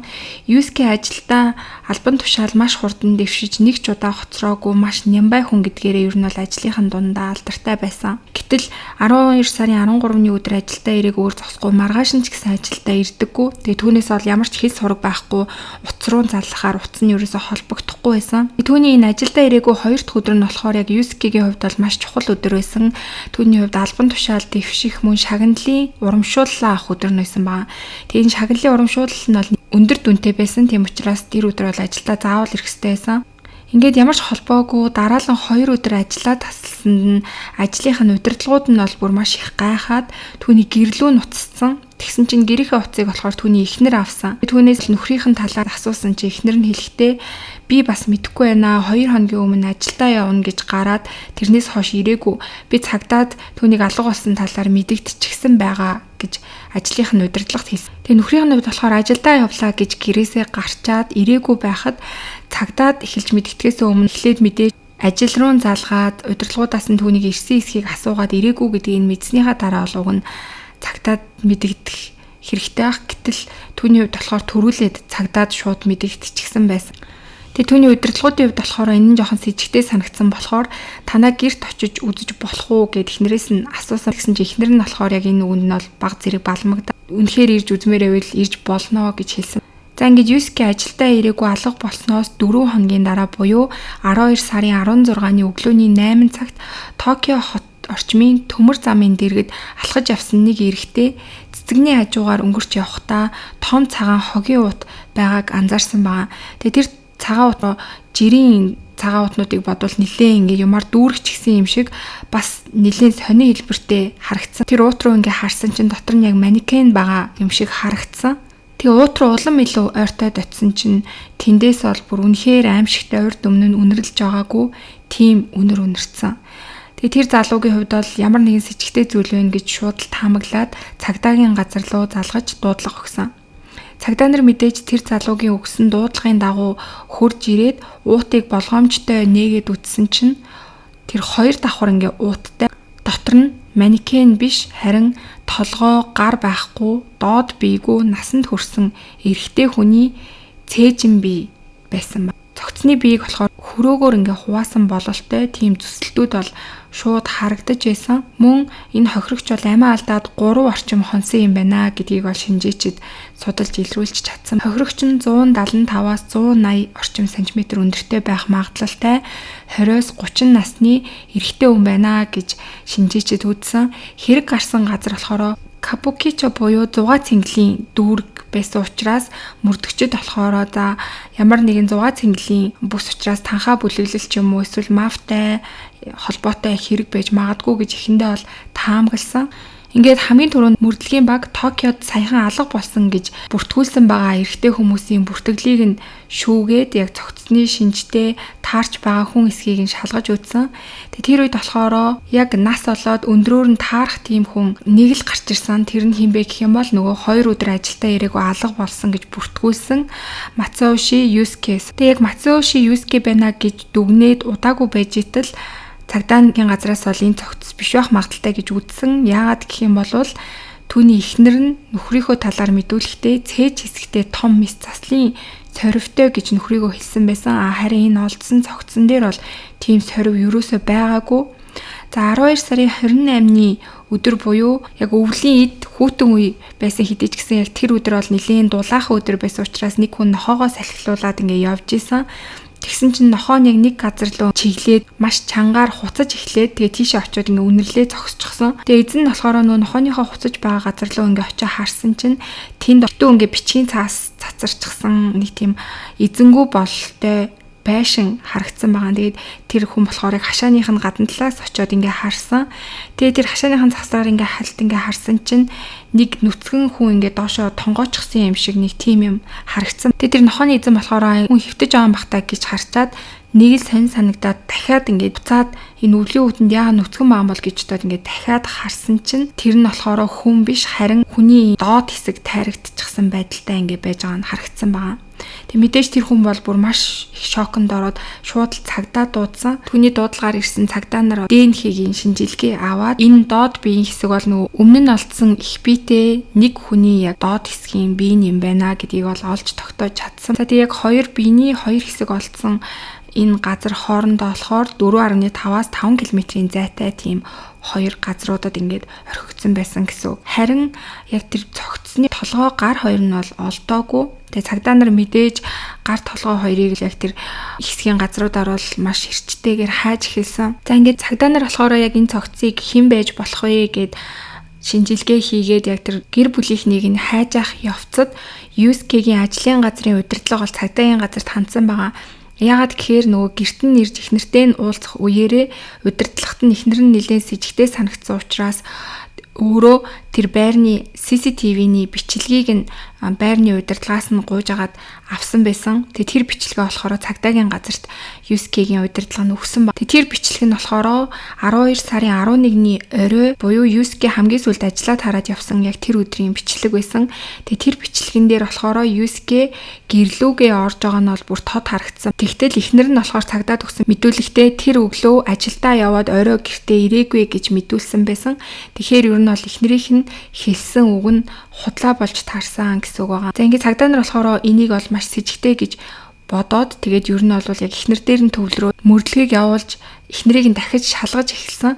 Тэгэхэд болохоор эхнэрийнх нь дахиад нэг худлаа ярьсан зүйл нь тодорхой болсон байгаа. Тэр нь юу вэ гэх юм бол USK-гийн чэйжин дээр мис заслын том сорив байдгаа гэж хэлсэн нь бол худлаа болж таарсан. Яагаад гэх юм бол цогцсны яг хуваагдсан хоёр хэсэгт шинжилгээ хийгээд шинжилгээний хариу нь гарч ирэхэд USK-гийн ДНХ нь USK-тэй яг таарж нотлогдсон байна. За ингээд мөрдөгчдийн хувьд болохоор эхнэрийг худлаа ярьсан байна гэж үзээд түүнээс бол байцаалт авахар болсон. За түүний эхнэр болохоор 32 настай Кавакучи Каори гэдэг эмэгтэй байсан. Тэгээ анхандаа бол түүнийг шууд баривчлаагүй, цагдаагийн газартай байнга дуудаж байцаалт авахар болсон. Тэгэхэд эхний ирсэн өдрөө л эхнэр Каори бол шууд л би нөхрөө алсан гэдгээ цагдаа нарт хүлээсэн. За тэгээд нөхрөө яагаад алах болсон бэ гэдэг шалтгаанаа тайлбарлахдаа болохоор гэр бүлийн хүчирхийллээс болсон. Нөхөр маань намайг маш их зодддаг байсан. Тэгээ үүгээр зогсохгүй нөхөр маань миний араар тавьж маш олон хүүхнүүдтэй уулздаг байсан. Тэгээ энийг нь би бол мэдсэн. Өмнө нь нэг удаа намайг маш их аимшигтайгаар зодсон учраас би бүр хамгаалах байранд хүртэл амьдарч исэн. Тэгээ бид хоёр өөр нь бол салах бэлтгэлээ хийж исэн. Тэгээ тэр үедээ нөхөр маань нууц амрагтайгаа зар ярьж байгааг нь би сонсоод тэр өдөр бол маш их уурлаж бид хоёр муудалцсан. Тэгээд тэр өдөр санаандгүй би нөхрийнхөө амь насанд хүрчихсэн юм аа гэж цагдаа нарт мэдүүлэг өгсөн байгаа. Гэтэ яг тэр хоёрын амьдардаг байсан байрны хөршүүдийн хэлснээр болохоор нөхөр нь бол их нэртэйгээ муудалцж байгааг бол нэлээд олон удаа харж исэн гэдгийг хэлдэг. Гэхдээ Каорич гэсэндээ өөрөө зэрлэг тийм зантай эмэгтэй байсан гэж хэлдэг. Тэгээд тэр бол хизээч нөхөртөө бууж өгдөггүй, нөхрийгөө халахтаж байгааг нь маш олон удаа харж исэн. Хөхний цотолт нь бүр хөл рүү нүшглөөд гарыг нь ч гэсэндээ хөхнээс болгочихсон байгааг нь ч гэсэн зөндөө харж ирсэндээ тэр хоёрыг хоорондоо зодтолдож байгааг бол хөршүүд нь нэлээд их харж исэн гэдгийг хэлдэг. Тэгэхээр яг Каоригийн хувьд бол яг зөвхөн зодуулдаг биш, яг харилцсан тэр хоёр бие биентэйгээ зодтолддог байсан байх магадлалтай гэсэн мэдүүлгүүдийг бол хөршүүд нь өгж эхэлсэн. За тэгээ цагдаа нар ингээд цааш нь судлаад эхэлсэн чинь Каоригийн хувьд бол нэг удаа нөхөртөө зодуулаад тэр хамгаалтын байранд очиж исэн байсан. Тэгээ тэр үедээ болохоор нөхрийнхөө картаар дэлгүүр хийсээд маш үнэтэй брендийн бүтээгдэхүүнүүдийг худалдаж авч ирсэн нь бас ил болсон. Нөхрөөсөө айгаад амь насанд занлилж гинэ гэсэн хэрнээсээ картаар нь маш үнэтэй зүйлсүүдийг худалдаж авч байгааг гин хараад бол цагдаа нар нөхрөөсөө тийм ч их айгаагүй байх магадлалтай гэж бас сэжгэлж эхэлсэн. За Каоригийн хувьд болохоор 1974 онд Ниагатад төрж өссөн. Бага наснаасаа л маш элбэг хангалуун айлд өссөн байгаа. Аав нь болохоор нутгийнхаа том хэвлэлийн компани эзэн байсан. Баян айлын охин гэдгээрээ бол нутгадаа маш алдартай тийм охин байсан. Хүн болгол түүнийг Баян айлын охин гэж түүнийг долгонож тийм хүндэтгэлтэй ханддаг байсан. Тэгээ энэнд нь бол Каоригийн хувьд бол бүр ингээд дасчихсан. Өөрийгөө бол маш бусад хүмүүсээс ялгаатай, баян гэж бусад хүмүүстэй бол нэлээд үл томсорсон байдалтайгаар харьцдаг байсан байгаа. Тэгээ түүнийг болохоор яг таньдаг байсан хүмүүсийн дараа нь хэлэхдээ маш бие тоосон их зантай охин байсан гэж ярьж исэн.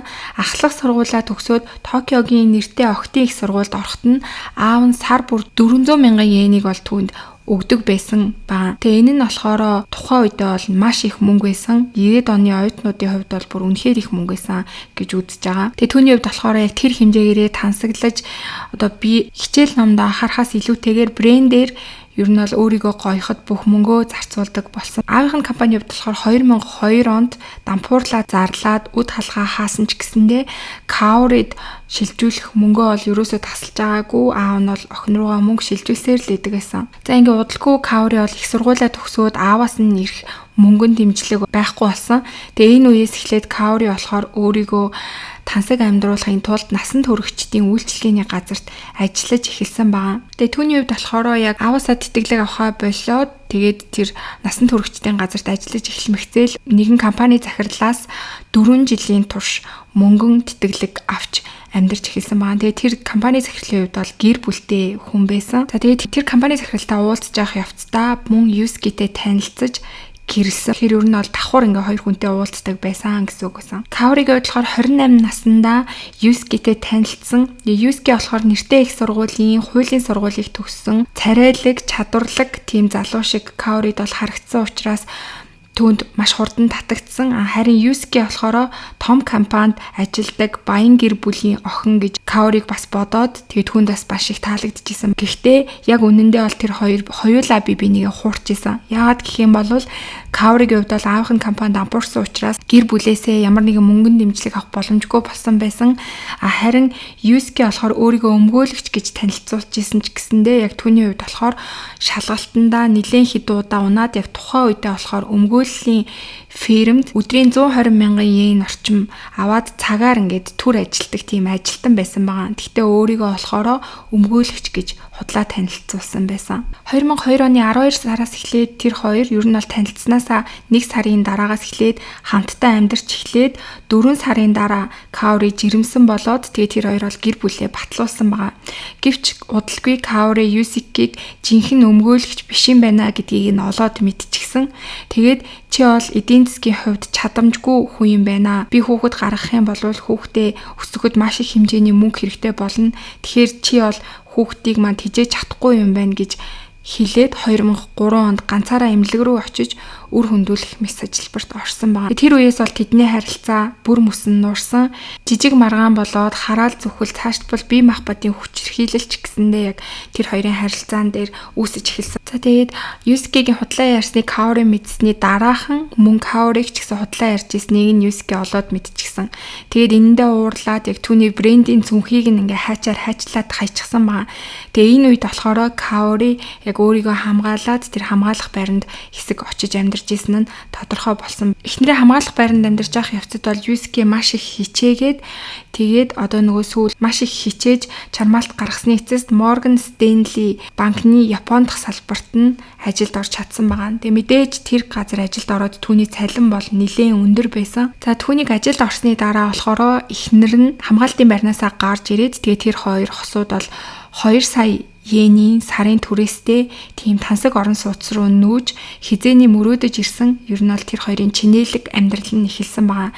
Хэдийгээр яг мөрөөдөж байсан байрандаа ороод чинээлэг сайхан амьдарч эхэлсэн ч гэсэндээ тэр хоёрын харилцаа бол ерөөсөө сайжраагүй байсан. Хоёулаа хоёр талд өөр хүмүүстэй уулзаж эхэлсэн. Ингэж агаад удалгүй хоёулаа бол өөр хүмүүстэй уулзаж байгаа гэдэг нь бие биендээ баригдсан. Тэгээд ер нь бол Юсики Каоригаас салахаар шийдсэн. Тэгтэн Каори одоо л ингээд дөнгөж яг өөрийнх нь мөрөөдөл нь билээ тансаг сайхан амьдарч эхэлж байхад Юсикигээс салчих юм бол энэ бүх зүйл нь үгүй болох юм байна гэд маш их тийм сэтгэлийн төгшөөрт авцсан. Тэг Каоригийн хувьд болохоор хэрвээ салахаар болох юм бол би ямар нэгэн хэмжээгээр их мөнгө түүнээс салгаж авах хэрэгтэй гэж бодоод хувийн мөрдөгч хөлслөөд яг салж байгаа шалтгаанаа болохоо Юсикигээс болсон гэдэг талаас нь гаргахын тулд хувийн мөрдөгчийг нөхрийнхөө араас ингээд дагуулж мөрдлөг хийлгэж эхэлсэн. Тэгэж байгаад тэр мөрдөгч нь Юсикиг өөрийнхөө нууц амрагтай удахгүй эхнэрээсээ салсны дараа чамтай сайхан амьдран тэгээ хоёлаа хүүхэдтэй болоод гэрийн ажлыг нь би бүгдийг хийн мэтчлэн маш дотн ярьж байгаа тэр яриаг нь олж авч чадсан байгаа. Тэгээ энэ бичлэгийг сонсоод Каори бол бүр маш их ууралсан.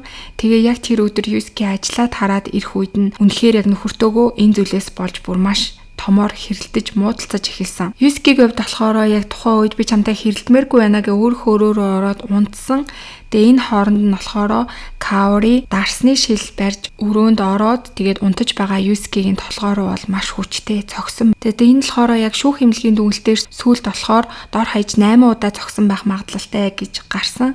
Юсики болохоор энэ үед маш хүчтэй цогцолтуудаас болоод амь насаа алдсан байгаа. За тэгээ нөхрийгөө алсны дараа болохоор Каори цогцсыг нь гэртээ ингээд орон дээр нь тэр чигээр нь үлдээгээд 2 хоногийн турш бол юу ч болоогүй юм шиг тэр цогцсны хажууд хоол идээд телевизрээ үзээд ингээд зүгээр хэвийн байдлаараа амьдарч исэн байгаа. Тэгтэн яг 2 хоногийн дараа нөгөө нөхрийнх нь ажлын газрын удирдлага нь гэрт нь ирсэн. Тэгээ тэр үед бол мэдээж бүр маш их сандраад нөхрийнхөө цогцсыг бол гаргаж нуух хэрэгтэй байна гэж үзээд тэгээ нөхрийнхөө цогцсныг хөрөө авчирж хөрөөдөж хэсэг болгож хуваасан байгаа. Тэгээ цогцыг хуваахтаа цус маш их гаргахгүй тулд хувцсны шкафыг газарт ингэж тавиад тэгээ тэр шкафныхаа ёроолт нь болохоор маш их хэмжээний шороо авчирж асгаад тэгээ дээр нь цогцыг тавиад хуваасан байгаа. Тэгэхээр цус нь нөгөө нэг шороо руу нэвчээд тэгээ яг уул мөр үлдэхгүй гэж түүний хувьд бол бодсон. Ингээд бүх цогцуудыг нь хэсгэлснийхээ дараа болохоор их биеийг нь чумдаанд хийж таксигаар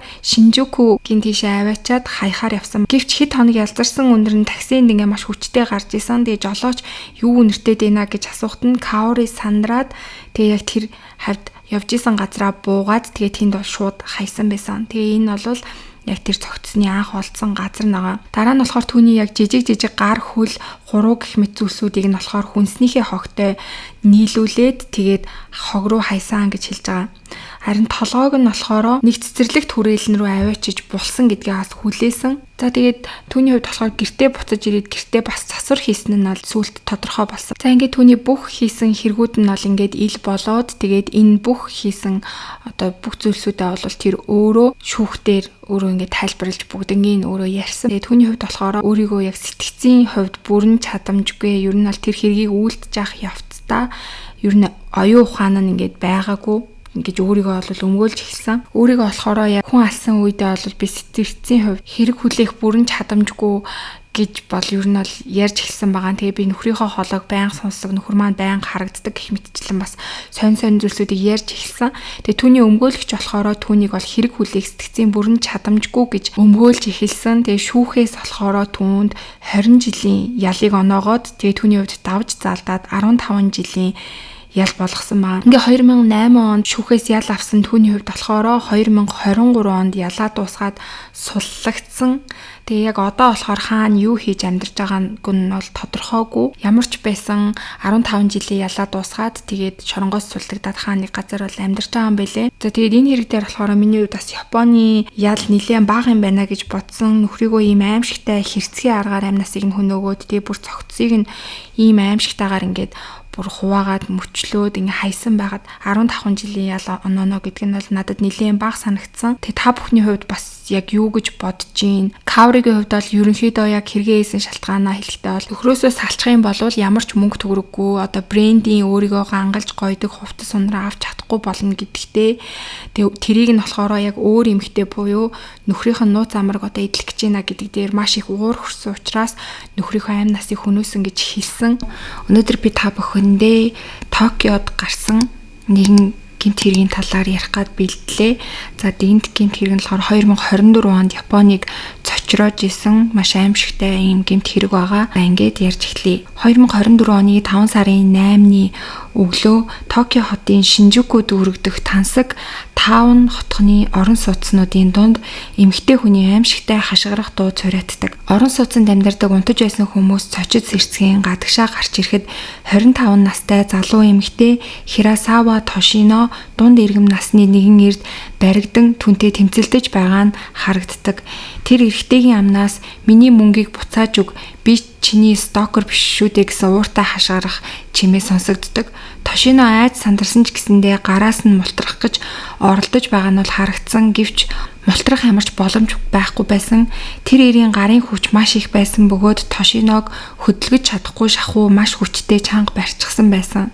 Тэр хооронд гадаа гарч ирсэн хит хитэн хөршин зарим нь цагдаа руу залган, зарим нь зураг даран тэнд бөөгнөр нь зогсцоож исэн. Тэгтэл удалгүй гинт нөгөө эр гинт халааснасаа 10 см урттай хутаг гаргаж ирээд Тошиногийн нүүр хүзүү чэйжин хэсэг рүү 18 удаа хутгалсан. Хутгалж байх явцад хутганы эр хугарсан ч гэсэн тэр залуу зогсолтгүй хутгалсаар л байсан. Үүгээр зогсохгүй халааснасаа өшөө дахиад нэг хутаг гаргаж ирэн үргэлжлүүлэн эмэгтэй рүү дайрах гэж оролдож байсан. Бүх зүйл ердөө хэдхэн секундын дотор болж өнгөрсөн. Тошино газар унаж цусаалдан ухаан алдаж унсан. Удалгүй дуудлагын дагуу цагдаа нар ирж 51 настай эрэгтэй Вакуи Манабуг гэмт хэрэг үйлдсэн газар дээрээс нь баривчилж чадсан.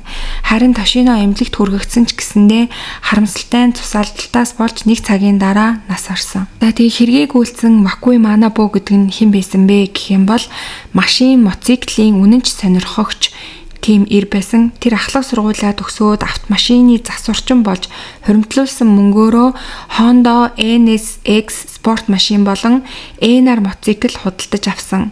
Өдөр бүр худалдаж авсан машин, мотоцикл хоёроо арчлан тэр хоёр нь бараг л түүний амьдралын утга учир нь болсон байсан. 2018 оноос эхлэн түүнд мотоцикл машинаас нь өөр бас нэг шин сонирхол бий болсон. Тэр нь юу байсан бэ гэх юм бол Солонгосын алдартай K-pop хамтлаг болох Twice хамтлагийг шүтэн биширч бүхэл видео, бичлэгүүд, зураг, дуунуудыг нь сонсож, цуглуулж, үзэж эхэлсэн. Мөн фэн клубт нь элсэж өөртөөгөө адилхан Twice хамтлагийн фэнүүдтэй уулздаг болсон. Тэр нэг удаа уулзалтан дээр залуухан нэгэн эмэгтэйтэй танилцдаг. Тэгээ тэр эмэгтэй нь болохоор Хирасава Тошино байсан. Хирасава Тошиногийн хувьд болохоор өмнө нь Гинзагийн өндөр зэрэглэлийн клуб хостес хийдэг байсан. Гэвч тухайн үед тэр өөрийнхөө Girls Bar-ыг ажилуулахаар шийдээд ажиллуулж эхэлсэн. За тэгээ Girls Bar гэдэг нь юу вэ гэх юм бол охтууд ингээд баарнд үйлчлээд ирсэн зочдод инээмсэглээд тэдний хажууд очиж суух ч юм уу тэдэрт ингээд үйлчилдэг тэр баарыг хэлж байгаа. Мөн өөрийнхөө бааранд ирсэн үйлчлүүлэгчийг удаан тогтоохын тулд тэдэртэй бол маш сайхан харилцдаг ийм баарыг ажилуулж эхэлсэн. Түүний хувьд ч гэсэндээ харилцагчдаа татах чадвартай, бусдыг маш сайн хөгжөөдөг, олон хүмүүсийг өөрийнхөө баар руу авчирдаг гэдгээрээ ер нь бол алдартай болсон байсан. За ингээд анх Тошино болоод манай бүү хоёр танилцсанаасаа хойш л би бинтийгээ маш сайхан харилцаатай болсон. За ингээд Вакуи болоод Тошино хоёр бол үүнээс хойш байнга уулзалдаж хоорондоо ярилцдаг, маш дотн найзууд болж эхэлсэн. Тэгээ тэр хоёр болохоор фэн клубын журмаар 3 жилийн турш хоорондоо холбоотой байсан. Энэ хооронд бол хаяада бас болцдог байсан гэж байгаа.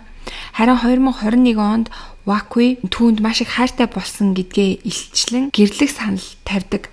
Тэгтэн Тошино болохоор энэ саналаас нь татгалзалгүй түүн рүү инээмсэглээд хэрвээ та амьдралаа бүгднгийн надад зориулах итгэлтэй байгаа бол би тантай гэрлэхийг бодож үзье гэж хариулсан. Вакуигийн хувьд болохоор энэ үгийг нь өвчлж ойлгоод ер нь бол би амьдралаа зориулах ёстой байна. Тэгэхээр миний амьдралын гол зүйлүүд бол миний машин, мотоцикл хоёр. Тэм учраас би энэ хоёроо зарах хэрэгтэйгээд машин, мотоцикл хоёроо нийлүүлээд зарсан. Тэгээ Вакуигийн хувьд болохоор өмнө нь нэг удаа гэрэлж исэн. Эхнэртэйгээ байх явцдаа болохоор машин, мотоциклаа бүр маш их хайрладаг байсан. Тэгээ машин, мотоцикл хоёроос нь болж энэ хоёр бол байнга хэрэлцээр агаад ер нь бас салж исэн. Тэгэхээр түүний хувьд болохоор машин, мотоцикл хоёр нь бол бүр үнэхээр чухал зүйл байсан гэдгийг нь бол тодорхой байсан.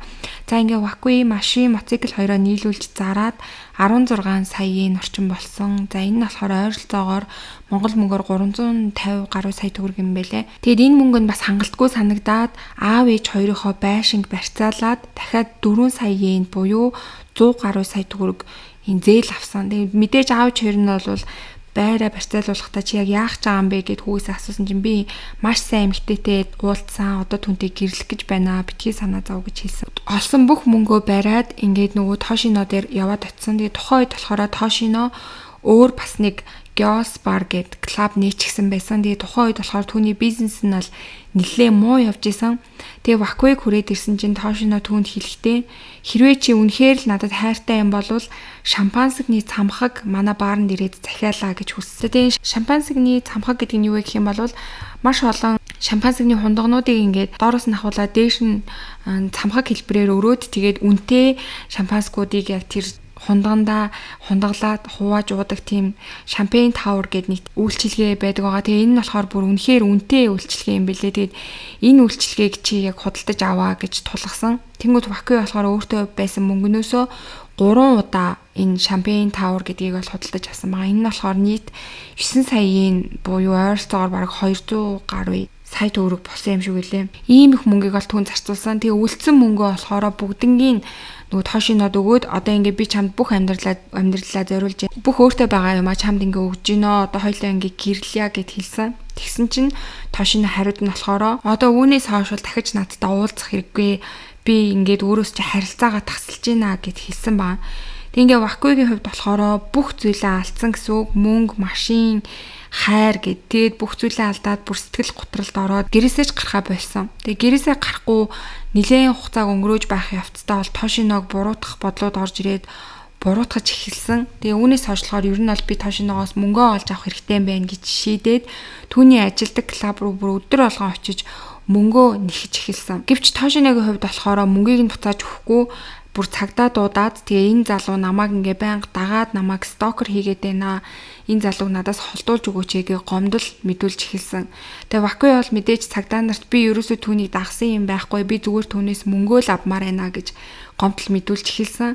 Тэгэхээр цагдаа нар болохоор яг энэ мөнгөтэй холбоотой асуудал дээр нь бол шийдвэрлэж өгч чадахгүй ал би ёсоор өөрөө ингээ баримтжуулаад цагдаа шүүхэд хандах хэрэгтэй гэж исэн. Үүнээс хойш бол бүр маш олон удаа бааранд нь очиж мөнгөө нэгснээс болоод эцэст нь 2022 онд бүр цагдаад баривчлагдсан баг. Тэгээ Вакуигийн хувьд болохоор 1 жилийн хугацаанд Тошино руу ойртохыг хориглох тийм шийдвэрийг шүүхээс авсан. За ингээд мэдээж 1 жилийн турш бол Тошино гэрээсээ ч гарахгүй яг тэр сэтгэл готрлын байдалтайгаа ингээд байж исэн. Тэгж жагаад 1 жил буюу нөгөө хугацаанд дууссан. Тэгээ тухайн үед болохоор Тошино өөр дээр нь яг 1 жилийн хугацаанд дахиж Вакуи ирээгүй учраас за одоо ер нь бол ингээд дахиж над дээр ирэхгүй хаа бүх зүйлээ марцсан байх гэж бодоод 1 жилийнхаа өөр төлөвөө ойртохыг хориглосон. Тэр зүйлээ бол сунгаагүй байгаа. Тэрийг бол уг нь бол жилээр ингээд сунгаад явах боломжтой.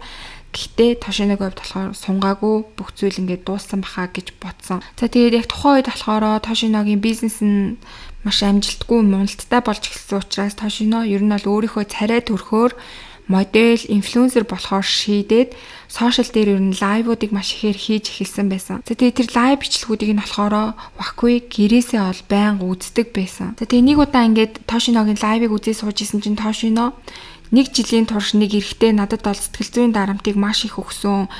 Намайг байнга ингээд дагаад мөрдөж мөшгөөд үнэхээр хэцүү байлгадаг байсан. Намайг ер нь бол байнга доромжилдог байсан гэх мэтчлэн Вакуигийн талаар ярьж эхэлсэн. Тэгээ энийг нь болохоор яг нөгөө Вакуи бол үзчихсэн. Тэгээ яг тэрийг нь сонсоод өмнөх уур бухимдал нь дахиж сэдрээд миний мөнгийг өгөөгүй дээрэс нь намайг олон нийтэд ингээд доромжилж байна гэж бодон түүний уур хилэн нь бол хяналтаа алдаад 2 хутга аван Шинжуку дүүрэг рүү явсан. Тухайн үед болохоор Вакуи түүний стримийг нь байнга үзэж агаад тэгээ ер нь гэрийнх нь байршил цонхоор харагдаж байгаа зүйлс зэргийг нь харсаар агаад яг түүний хаана амьдардаг гэдгийг нь бол ерөнхийдөө олоод мэдчихсэн байсан. Тэгээд 2024 оны 5 сарын 8-нд яг тэр хэрэг гарсан өдрийн үүрээр Тошино стримээ дуусгаад бүгдээр нь баярлалаа гэдэг яг ингээ стримээ дуусгаад унтраасан. Яг тэр үед нь болохоор Вакуи байрных нь үүдэнд нь нуугдаад түүнийг хүлээж исэн.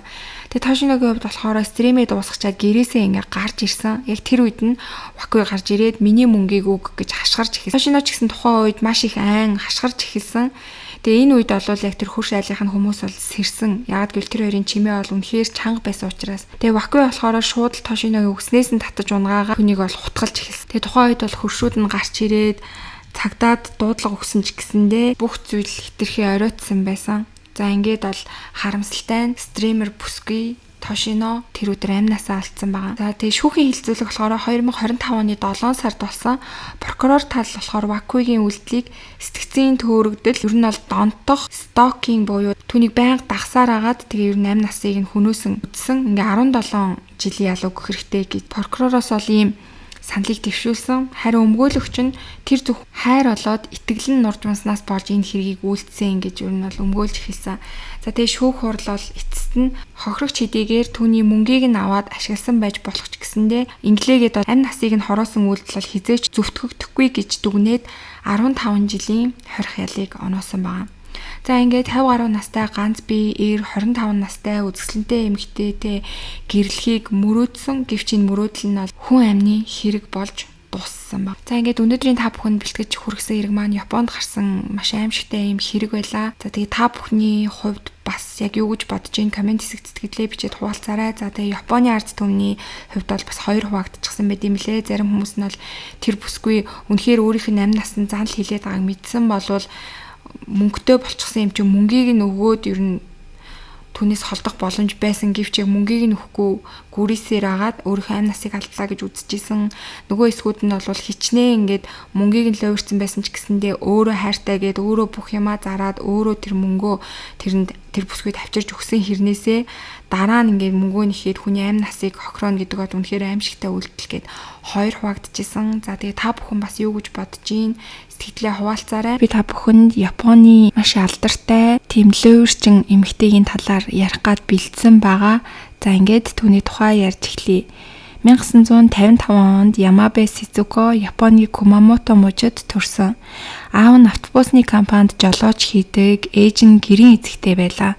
Хүүхэд ахуудаа хайраар дутаагүй, ялангуяа ааваараа маш их хайрлуулж дэмжлэг авдаг тийм охин байсан. Багаасаа маш их хайранд өссөн Ямабе өөрийн төвтэй, ихэмсэг, өөрийгөө маш их үзэсгэлэнтэй, энэ үзэсгэлэнтэй байдлаараа бүх зүйлийг өөрийн болгож чаднаа гэсэн өөртөө маш итгэлтэй тийм охин болж өссөн. Тэр өөрийгөө хичээлээ хийхгүй байсан ч гэсэндээ залуучууд намайг хайрладаг гэж бодож эрэгтэй багш нарын өмнө нулимс унахад л миний бүх алдаа уучлагдана гэж боддог байсан. Гэтэл энэ бүхэн нь мэдээж ангийнхан ногтын дургу хүргэж багш нарын дунд ч гэсэндээ түүний тухай яриа маш их гардаг байсан. Аав нь хэдийгээр түүний энэ занг нь бага байхад нь хөөрддөг байсан ч гэсэндээ ахлах сургуульд орсноор Ямабе улам замбраагүй болж олон эрэгтэй хүүхдүүдтэй зэрэг уулзаж эхэлсэн. Мэдээж эцэг эхэн түүнийг буруу зам руу орохгүй гэж айж 19 наснд нь нэг залуутай танилцуулан охинтойгоо хурим хийлгсэн байгаа. Тэр залуугийн хувьд бол тогтсон ажилтай, томоотой, хүмүүжлтэй тийм залуу байсан. Ямабе тэр залуутай хурмаа хийгээд удаагүй байхад нь аав нь гинт зүрхний шигдээс өвчнөөр нас орсон. Аавыгаа нас орсонд мэдээж Ямабегийн хувьд бол сэтгэл санаа нь маш их цочролд орж хүнд шоконд орсон. За ингээд гэр бүлтэй болсон Ямабегийн хувьд бол хэдийгээр нөхөртэй болсон ч гэсэндээ нөхөр болон ээжтэйгээ аавтайгаа байсан шиг тийм дотн харьцдаггүй байсан. Мөн хурмаа хийгээд 2 хүүхэд төрүүлсэн ч гэсэн түүний тогтворгүй хөнгөн хийсвэр зан нь бол ерөөсөө өөрчлөгдөөгүй. Түүний нөхөр нь өөр хот руу томилолтоор байн явдаг тийм ажил хийдэг байсан. Ингээд нөхрөө томилолтоор явмагцсан Ямабе түүнийг нь далимдуулан маш олон залуучуудтай уулзаж эхэлсэн. Тэгж хагаад нэг л өдөр мэдээж нөхөр нь эхнэрийнхээ энэ байдлыг нь мэдэж түүнээс салахаар шийдсэн байгаа. Ямабе нөхрөөсөө салах үедээ 29 настай байсан. Нөхрөөсөө салаад саки буюу согтууруулах ундаа зардаг тийм баарны бизнес амьдрахын тулд хийж эхлэхээр шийдээд баар ажиллуулж эхэлдэг. Тэгтэл энэ бизнес нь түүнд маш их таалагдаж өөрийн гоо үзэсгэлэн ярианы урлагийг ашиглан олон эрчүүдийг татаж богино хугацаанд маш их хэмжээний мөнгө олж эхэлсэн байна. Тэгвгээр зогсохгүй Ямабегийн талаар тэр хаваар нь цуурхалт тархаж түүний ажиллаулж байгаа бааранд нь тухайн үеийн компани захирлууд болоод мөнгөтэй хүмүүс түүнтэй уулзахаар бүр зорж ирдэг болцгоосон. Харин Ямабе баян эрчүүдийн анхаарлыг улам илүү татахын тулд өөрийн зан чанаар хувцаслалт яриагаа өөрчлөх зэрэг олон аргыг хэрэглэж эхэлсэн байна. Түүнтэй уулздаг байсан нэг компани захирал нь бүр түүнд өөр хотод архины газрыг нь баг зэрэг томруулан шинээр нээж өгсөн. Мөн өөр эрчүүд түүнд мөнгө төгрөг, брендийн цүнх хувцас, машин зэргийг авч бэлгэлдэг байсан. Ингээд хинч харсан Ямабе бол маш баян тийм эмэгтэй болж гаднаасаа хүмүүст харагддаг болж чадсан. За ингээд Ямабегийн хувьд болохоор хүссэн болгондоо дэндүү амархан хурж өөрийнхөө хүссэн зүйл болгоныг авч байгаадаа бахтан эргэн тойрныхондоо амьдрал ёстой утгагүй амархан юм а гой сонирхолтой зүйлтэй учрамаар байна гэж ярих болсон. Тэгтэл яг энэ үед нь түүний уулздаг байсан олон залуучуудаас нэг залуу нь Ямабегээс гадна өөр бүсгүйтэй давхар уулзаж байгаад Ямабед баригддаг байгаа. Тэгээ энэ нь болохоор Ямабегийн бардам занг нь хөндөж тэр маш их уурлаж нөгөө залуудаа тэр бүсгүйгээс нь мундаг гэдгээ харуулнаа гэж хэлээд тэгээ түүний яг хийхэр шийдсэн зүйл нь юу байсан бэ гэхээр дуучин болохоор шийдсэн байгаа. Ингээд өөртөө дэмжлэг үзүүлдэг байсан залуучуудын тусламжтайгаар Японы ардын дуугаар CD гарган дуучин болох карьераа эхэлсэн байгаа. Мэдээж CD гаргахад нь бол маш их хэмжээний мөнгө хэрэгтэй байсан. Тэгээ энэ мөнгөнийхөө дэмжлэгийг бол нөгөө залуучуудаасаа авч CD гаргаж карьераа эхэлсэн. Мэдээж түүний карьер тийм амжилттай үргэлжлээгүй ч гэсэндээ нөгөө түүнийг хайсан залуу нь түүн дээр буцаж ирэн үүгээр дамжуулан өөрийгөө хүссэн бүх зүйлээ хийж чадах юм байна гэсэн түүний бардам зан нь бол бүр улам ихссэн байгаа. За ингээд хүссэн бүх зүйлдээ хүрч чадах юм байна гэж бардсан Ямабе одоо би ер нь компани захирал болмоор байна гэж шийдсэн байгаа. Мэдээж бизнесийн талаар компани удирдах ямар ч туршлага мэдлэггүй байсан хэрнээ уулздаг нөгөө олон залуучуудынхаа тусламжтайгаар 1992 онд сурталчилгааны компани байгуулж зээлээр том байшин худалдаж аван тэр байшингаа Гүнжийн ордон гэж нэрлэсэн. Ингээ компани байгуулад Гүнжийн ордноо худалдаж авах үедээ түүний нас нь 50 төхөж байсан. 50 төхөж байсан Ямабегаас болохоор нөгөө уулздаг байсан залуучууд нь багаар холдож эхэлсэн. Тэгээ энэ үед болохоор Ямабе бол маш их хэмжээний өрн дунж нөгөө байрныхаа зээлийг төлөхөд ч гэсэндээ нэлээд хэцүү болж эхэлсэн. За ингээ хэцүү болж эхэлсэн учраас өр зээлээ төлөхийн тулд түүний бодож олсон арга нь болохоор ойрын танилуудаасаа бизнесийн хөрөнгө оруулалт нэрээр мөнгө аваад өндөр хүү амлаад тэгээд яг мөнгө олё гэж бодсон байгаа. Эхэндээ болохоор авсан хүмүүстээ баг хүүг өгч тэр хүмүүсээ хуурж эхэлсэн. Тэг өөрийгөө болохоор компаниудтай хамтран ажилтгаа гэж хүмүүст худлаа ярьж исэн. Тэг түүнийг таньдаг хүмүүс бол мэдээж түүний унж байгаа машин, байр, тэг гадаад үзмжинд нь бол хууртаж олон зуун сая йений хөрөнгө оруулан заллуулж эхэлсэн байгаа. За тэг нийтдээ болохоор Ямабе 2 жилийн турш 120 гаруй хүнээс маш олон сая йенийг заллаж авсан байсан. Олсон мөнгөөрөө бол үр ширээ баг зэрэг дараад тэгээд мэдээж өөрийнхөө тансаг хэрэглээнд тэр мөнгийг зарцуулж эхэлсэн байгаа. За ингээ мөнгөө өгсөн хүмүүс бол мэдээж ашгаа авахыг хүлээж тэсгээ байгаад түүнээс мөнгөө нэхэж эхэлсэн. Тэгэнгүүт нь тэдэнд өгөх мөнгө ямар ч мөнгө байхгүй байсан учраас Ямабе 2014 онд Филиппин руу зугтсан байгаа. Филиппинд очисон хонооч гэсэндээ тэнд дахин өмнөхдөөгөө адилхан хүмүүсийг заллах үйл ажиллагаагаа үргэлжлүүлж байгаад нэгэн 30 гаруй настай бааранд ажилладаг залууд дурлаж хүмүүслээс лөөвөрсөн мөнгөө тэр залууд зарцуулж эхэлсэн байгаа. Тэр залуудаа машин авч өгөөд цар болгон хэдэн саяын нөгөөд тансаг байр авч өгөөд тэгээд оронд нь болохоор өөрөөс нь өөр эмэгтэйтэй уулзахгүй байх тийм болцлыг тавин тэр залууд мөнгө өгч эхэлсэн. Гэхдээ яг удалгүй Японд нөхцөл байдал хэр агааг мэдчихэд ирья гэд Ямабе Япон руу яваад тэг Япондоо очимогцоо мөн шөнийн клубт үйлчлүүлж агаад өөр нэг залууд дурлаад тэгээд Филиппин рүүгээ явахгүйгээр Япондоо үлдсэн байгаа. Тэг мэдээж түүний Японд ирсэн гэдгийг нөгөө түүнд лувир дуусан хүмүүс нь мэдээд цагдаад гомдол гаргаж түүнийг хайж эхэлмэгц өмнө нь нөгөө цэнгэний газар нийлгүүлж исэн залуу руугаа Ямабе хандан тусламж хүсээд тэгээ нөгөө залуу нь болохоор түүнийг Японы нэгэн тосгон давиачиж нуунга мөнгө төгрөгөөр дэмжиж эхэлсэн баг. Гэхдээ мэдээж Ямабегийн зан засрахгүй өөр тосгон нуугдж авах хугацаанд хүртэл өөр маш олон залуучуудтай уулзаад тэгээ нөгөө түүнийг нууж түүнд тусалж исэн залуу нь үүнийг нь мэдээд тэгээ түүнээс бол харьцаагаа бүр мөсөн таслаад түүнийг орхисон байгаа. Тэгэнгүүт нөгөө залуугаасаа ямар ч дэмжлэг авч чадахгүй болсон Ямабе Тайланд руу зогтаад тэгээ тэндээ мөн л 31 настай боксийн тамирчин залуутай уулзаж эхэлсэн. Тэр боксийн тамирчин залуудаа болохоор өөрийгөө 38 настай гэж танилцуулсан. Гэхдээ тухайн үедээ бол Ямабе 62 настай байсан. Боксийн залуу бол мэдээж түүнийг 38 настай гэдэгт нь бол итгээгүй. Гэхдээ яг түүний нөгөө мөнгө хөрөнгө өөрт нь зарцуулж байгаа бүх зүйлээс нь болоод тэгээд Ямабетэй бол хамтдаа амьдарч эхэлсэн байгаа. За ингээд тэр хоёр Тайландд амьдарч байгаад Японы цагдаагийн байгууллагын хүсэлтээр олон улсын хамтын ажиллагааны хүрээнд Тайландын цагдаа нарт 2017 онд баригдаж Япон руу албатан буцаагдсан байгаа. За ингээд түүний бүх луврын хэрэг нь илрээд шүүх хурлаа хүлээгээд цагдаагийн газарт хоригдож байхдаа амиа хорлох үйлдэлийг гаргасан. Гэхдээ бол яг амиа хорлож чадаагүй. Цагдаа нарт түүнийг олж илрүүлж чадан амь нас нь аврагдсан. За ингээд хоригдож байгаад шүүхээс түүнд 7 жилийн хорих ялыг оноосон байгаа. За ингээд 7 жилийн ялыг авсан Ямабегийн хувьд бол 2025 он буюу одоогийн байдлаар ялаа эдэлж дуусаад тэгээд шоронгоосоо суллагдчихсан байгаа. Гэхдээ яг одоогийн байдлаар бол хаана юу хийж байгаа нь бол тодорхойгүй юм бэлээ. Гэхдээ миний бодлоор бол мэдээж сурсан зан засраагүй бас хаа нэг газар хүмүүсийг хуурч мэхэлж амьдарч байгаа гэж бодож байна. Тэгээ одоо 2025 он гэхээр 70 настай юм шиг байна. Тэгээ хэдийгээр 70 настай ч гэсэндээ бас хүмүүсийг хуурч амьдарч байгаа гэж бодож байна.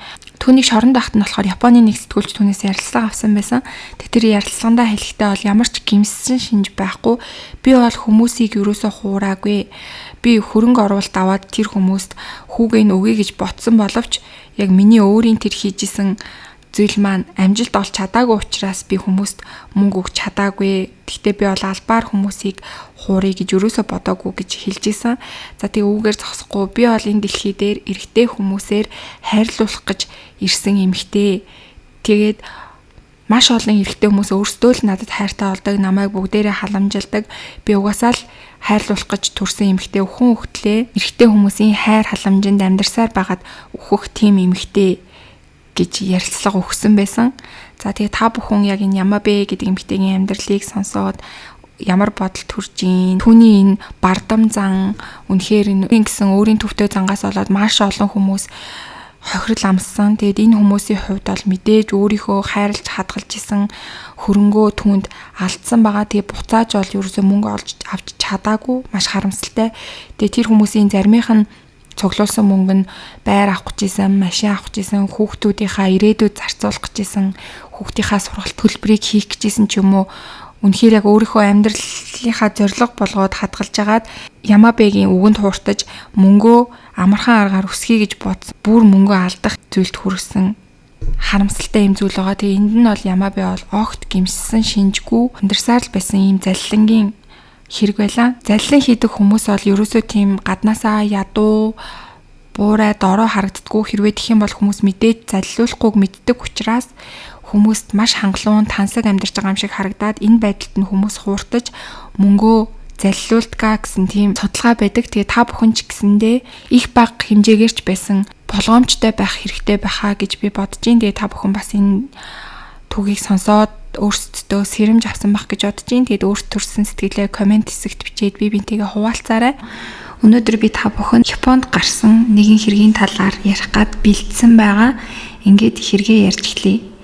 Японы Миеможийн хойд хэсэгт орших Сүзүку хот нь 2025 оны байдлаар хүн ам нь ойролцоогоор 190,000 орчим хүн амтай Японы алдарт мотоспортын уралдааны зам болох Сузуки гэр алдартай тийм газар байгаа. За ингээд өнөөдрийн ярих гэж байгаа хэргийн гол хүн болох Йокояма Фужико 1973 онд төрсөн. Яг энэ хэрэг болох үеэр 45 настай байсан буюу 2012 оны тухай ярих гэж байгаа. Жижиг баар ажиллаулдаг тийм эмэгтэй байсан. Түүний амьдрал энгийнээс нэлийн зөрүүтэй байсан. Фужико 5 удаа гэрлэж байсан бөгөөд түүнийг гэрлсэн бүх нөхөр нь нэг нийтлэг шинжтэй. Тэр нь юу гэхээр бүгдээрээ 20 эдэн настай залуучууд байсан.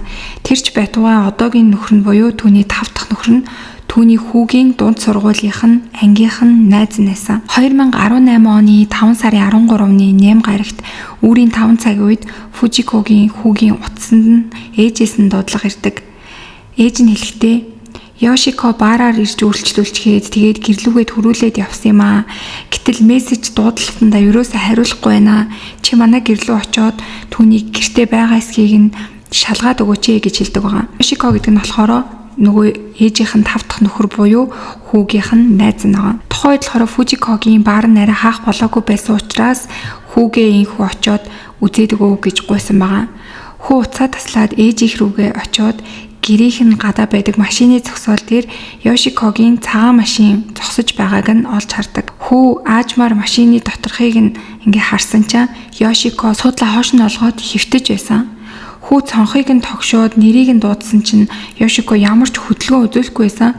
Тийм учраас ээж рүүгээ залгаад энэ тухай хэлээд ээж нь цагдаад дуудлага өгсөн байгаа.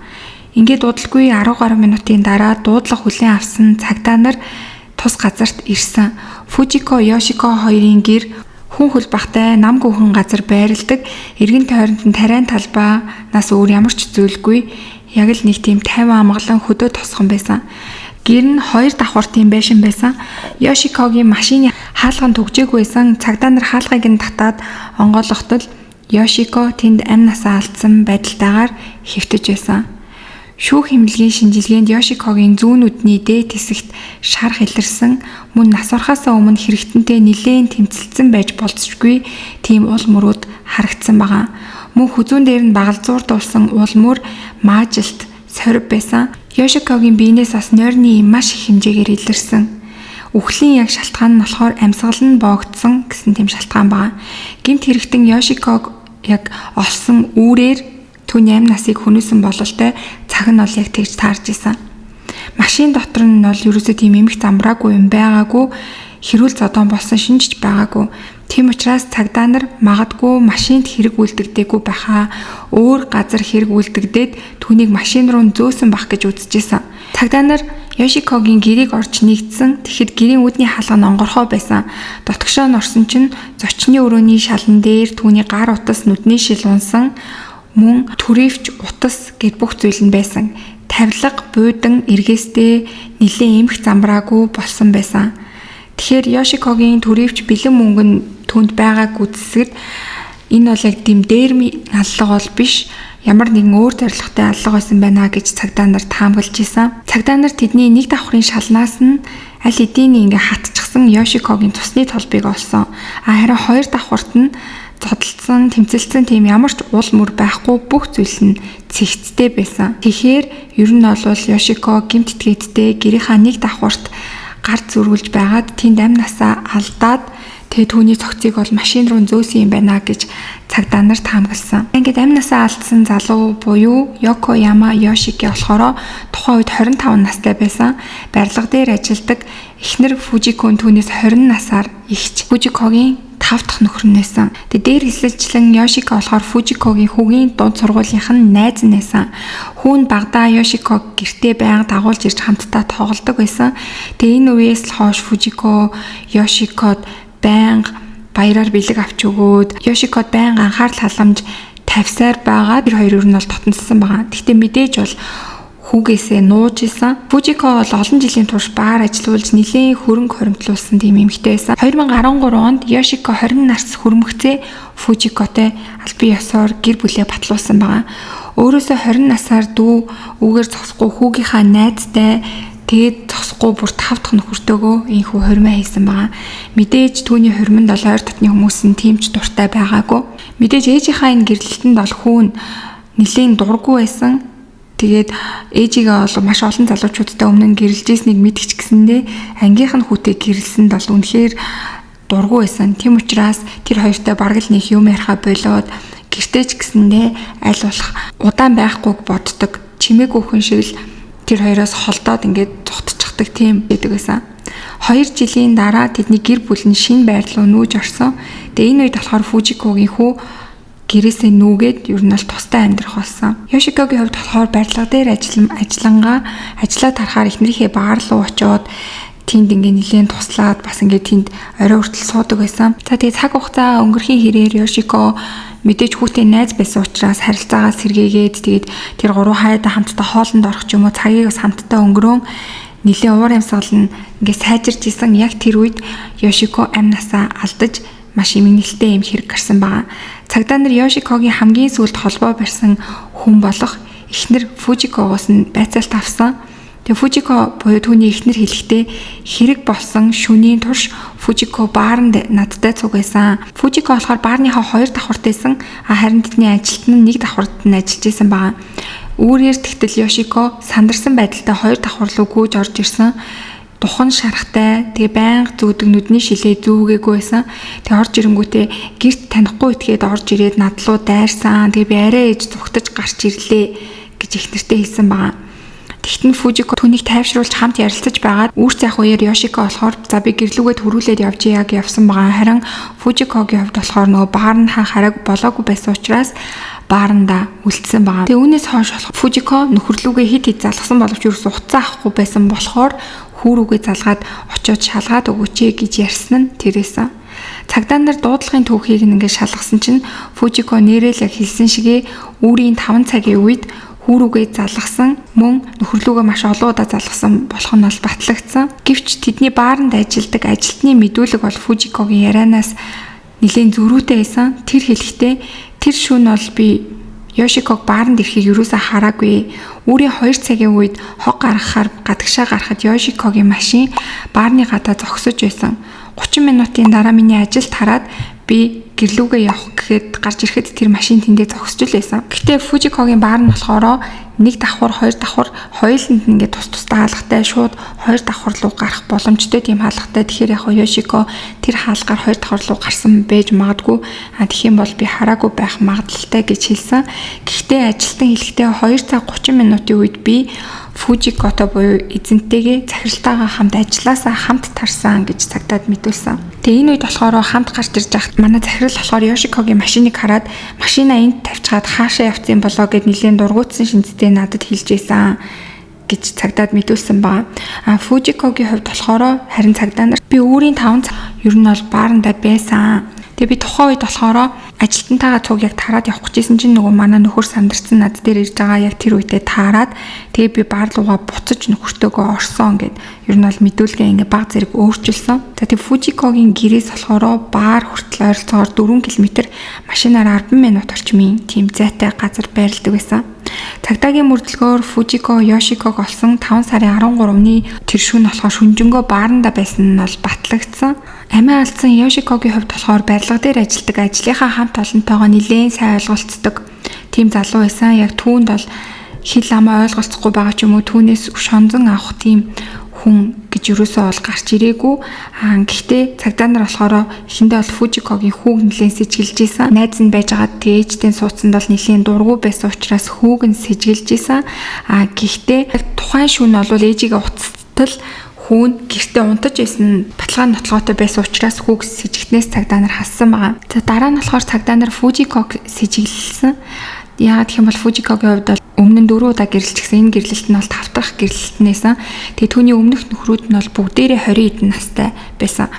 Тэгээ тэр нөхрүүдтэйгээ болохоор дандаа 4-5 жил хамт амьдрал салаад дараагийнхаа нөхөртөө гэрэлдэг тийм байсан. Тэгэхээр нэг нөхөртөөгөө амьдарсан хугацаа нь бол ер нь 4-5 жил байсан. Тэгээд Фужико болохоор хүнтэй суухдаа тэр залуучуудынхаа яг царай төрхийг нь л хамгийн чухал гэж хардаг байсан. Тийм учраас энэ удаа болохоор Ёшикогийн хугацаанд болоод түүнээс салах хэрэгтэй болсон учраас амь насыг нь хөнөөх бас магадлал байж болно гэж цагдаа нар сэжгэлж ийсэн. За ингээд удалгүй хэд хоногийн дараа Ёшикогийн оршуулах ёслол болсон байгаа. Оршуулах ёслол дээр хар костюмтай Фужико маш их уйлж нүүр нь бол нилээн ингээд царай алдчихсан харагдаж байсан.